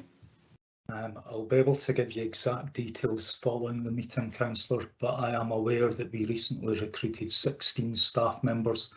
But as soon as we recruit staff, we seem to lose an equivalent number. So although we recruited 16, I also heard we'd lost 15. So the care at home service, for example, is currently sitting with about 70 vacancies. And historically, actually, it's always sat with significant vacancies. And so the position hasn't really improved any. We are in the process of launching a significant recruitment programme, and we're hoping that that will bring more staff in. And we've tied in with the local job centre, for example, the local colleges. We're looking at expanding our use of social media, and we're hopeful that actually we will get more staff through the doors. But we do have the challenges of an ageing workforce, and many of our staff are retiring over the next few years. So it's going to be a significant challenge for us for the foreseeable future, unfortunately. Okay, thank you. Can we just a follow-up if I can? Martin, do you see the level of pay being a significant issue with this? Because obviously there's a very high turnover of staff, and we would like to keep the members of staff that we're training if possible. So is it the pay that's causing us a problem? I think it's a whole combination of factors. I think pay may be one of them, and a fairly significant one. However, there is a whole range of issues. The profile of social care, I don't think is as good as it needs to be. I think we really need to promote the benefits of a career in social care and the opportunities that opens up. And I don't think that Falkirk or indeed any other partnership is really tied into that yet, which is why we've looked at the messages we're giving in our new recruitment campaign. And it's messages, for example, like myself, for example, I started off working in a care home 25 years ago, and here I am a head of service. So it's to give those messages that actually there is a real opportunity for career progression. real opportunity to get professional qualifications, and actually none of the recruitment that I've really seen either nationally or locally really ties into that message yet. So we are looking at being really proactive, really getting the message out, but it is a very challenging market. We're competing with local shops that actually pay about the same rate as our care at home service staff are paid. But equally, that's all caught up in the single status arrangements and things as well. So it's a very complex issue. Part of the idea around the National Care Service is to look at giving, I guess, parity of esteem with colleagues in the NHS, and hopefully that in itself will lead to, I guess, an improved view around careers in social care. But we are looking at a whole range of options to actually make it a more attractive offer to people. There are really good careers within social care. We just need to talk about it more and get that message out to a lot more people, which is why we've linked in with the colleges, for example, and the local job centres. Thanks very much for that update, Martin. Thanks, Convener. And indeed, that's one of the roles of the National Care Service, is about making care a career of choice, and having the support network around it, as well as equalising of pay with the NHS and with social care. So it's something that it needs to be developed. We need to see what that's going to look like going forward. But just to say that there was a request fairly recently came out for members to share on their social media networks that recruitment, and I would encourage people to do that. And encourage people to actually make application, because there is support. There's support to go through the SSC, and there's support there for going on to do SVQs, etc. So that people can actually get into that and hopefully then look to develop in the career as a career, rather than just a job. I've got Councillor Kerr, I've got Councillor Hannah. Thanks, Convener. Probably a question for Martin. We all have our high schools, and I know he says very close with it, works very close with the college, but each one of our high schools have recruitment fairs. Do we attend any of these recruitment fairs, Martin? Yep. In the very recent past, we've started attending them. It's something historically we didn't do, but part of our new drive to look at pulling people into the profession really early on in their careers, and that has been a real focus for us. So we have made links with certain schools, and we plan to build on that over the coming months, because I think you're absolutely right. If we can get the message out that it's a real career for life for people, it's not just a job for, working in between the school, and it's actually a job that will give you a lifelong career. If we can get that message to people at a fairly young age, we're really hopeful that people will come in to the council, and perhaps as home carers, they will then stay with us, be supported to train and develop in their careers, and actually stick with us for life. But that is definitely part of the plan.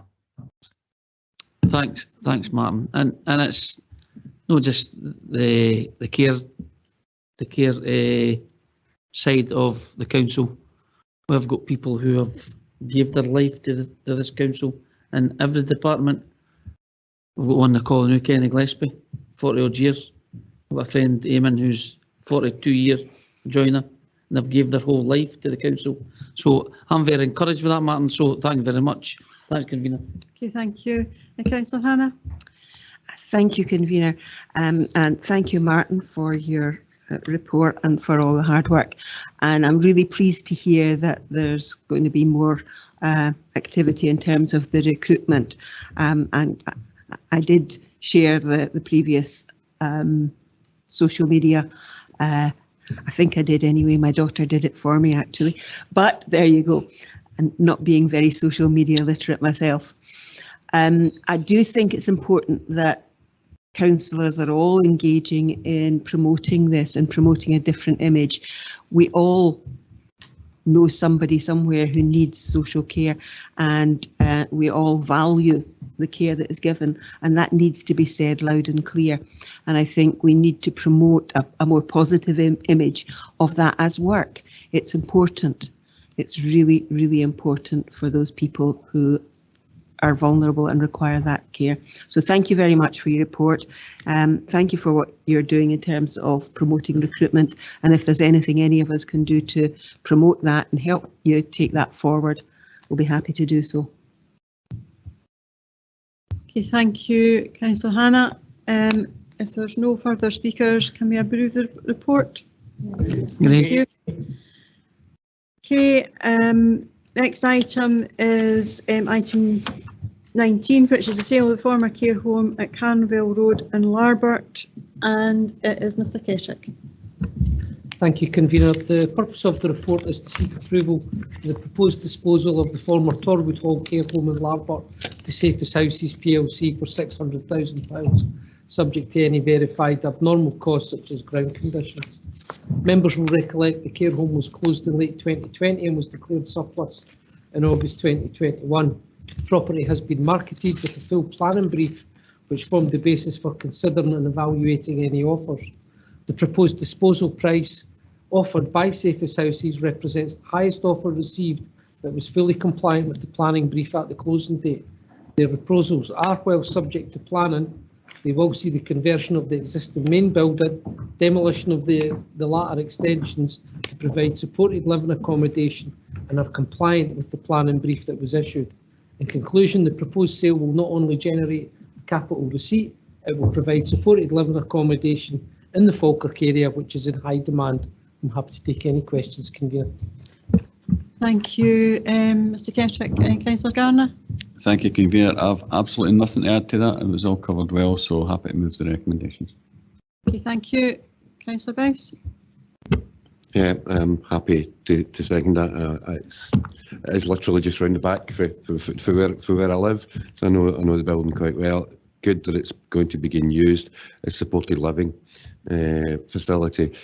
It was mentioned, and it seems like such a long time ago, in the earlier reports that we do have extreme shortages of that. So yeah, quite happy to second Paul. Okay, thank you. Councillor Hannah, did you want to come in? Sorry, I just left that. Councillor Nimmo. Thanks, Convener. Just a quick question, Paul.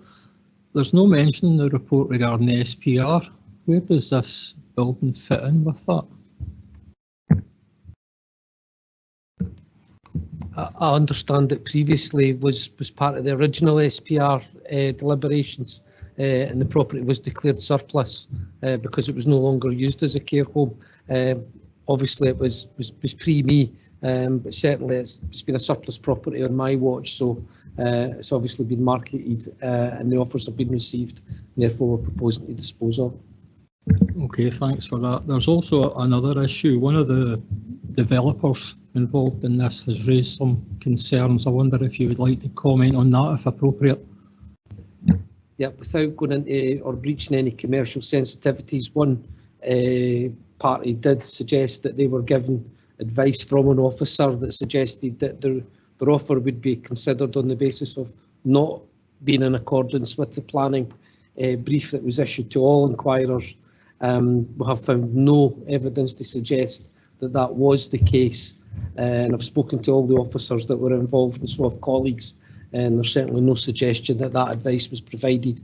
And ultimately, as outlined in the planning brief and in the market particulars, the retention of the building was paramount to the consideration of any offers, and the offer from Safest Houses was the highest offer that retained the historic building in the centre of the site. Thanks very much for that. I'm happy with what you've said. Thank you. Okay, thank you. Convener, just point of information. Okay. It was declared surplus back in 2020, so it was before your time, but not that long ago. Okay, thank you for that. If there's no other questions or comments, are we happy to agree? Agreed. Okay. Final item, sale of the land at Moran Road and Bonnybridge. Mr. Convener, see, before we go into any debate, could I maybe get some legal advice on this? In the report, it tells you quite clearly at 5.5, the sale will be subject to the purchaser gaining necessary planning permission for an industrial development to be primarily occupied by Auto Doctor as the convener of planning and other members of the planning committee here today, would that be a conflict of interest for us to take part in this at this particular stage? I think, Convener, the short answer to that is no. Good. That's perfect. Thank you. Thank you. That's nice and clear. Okay, Mr. Keswick. Thank you, Convener. The purpose of the report is to seek approval to declare surplus the unused land extending to just under an acre at Murnan Road Industrial Estate, Bonnybridge, and it dispose of that land to Auto Doctor for the price of £110,000. As outlined in the report, the land was independently valued by the district valuer. Auto Doctor's proposal is to relocate from their existing Bridge Street site and to develop accommodation for not only themselves but also some additional small business units, subject to planning being granted, and these are intended to be let. The site, as outlined in the report, is close to the Antonine Wall, and therefore the proposals will be subject to a heritage impact assessment as part of the planning process. In conclusion, in addition to receiving a capital receipt, the sale will retain a business in Bonnybridge and provide additional business space capacity for other businesses and jobs to be created and accommodated. Happy to take any questions. Okay, thank you, Mr. Keswick. Councillor Garner. Thank you, Convener. Yet again, I've not got much to add to that, so happy to move the recommendations. And I'm happy to second the report. Is there any comments or questions that anybody may have? Nothing, no, thank you. Agreed. Happy to agree? Yep, agreed. Okay. Agreed. Thank you. That brings us to the end of today's executive. Can I thank you, everybody, for sticking with us. It's been a long day, but we've got through a lot of business in that time, and you've got a wee while before it's tea time, so we'll give you a wee bit of a break. Thanks very much. Thank you. Thank you, folks.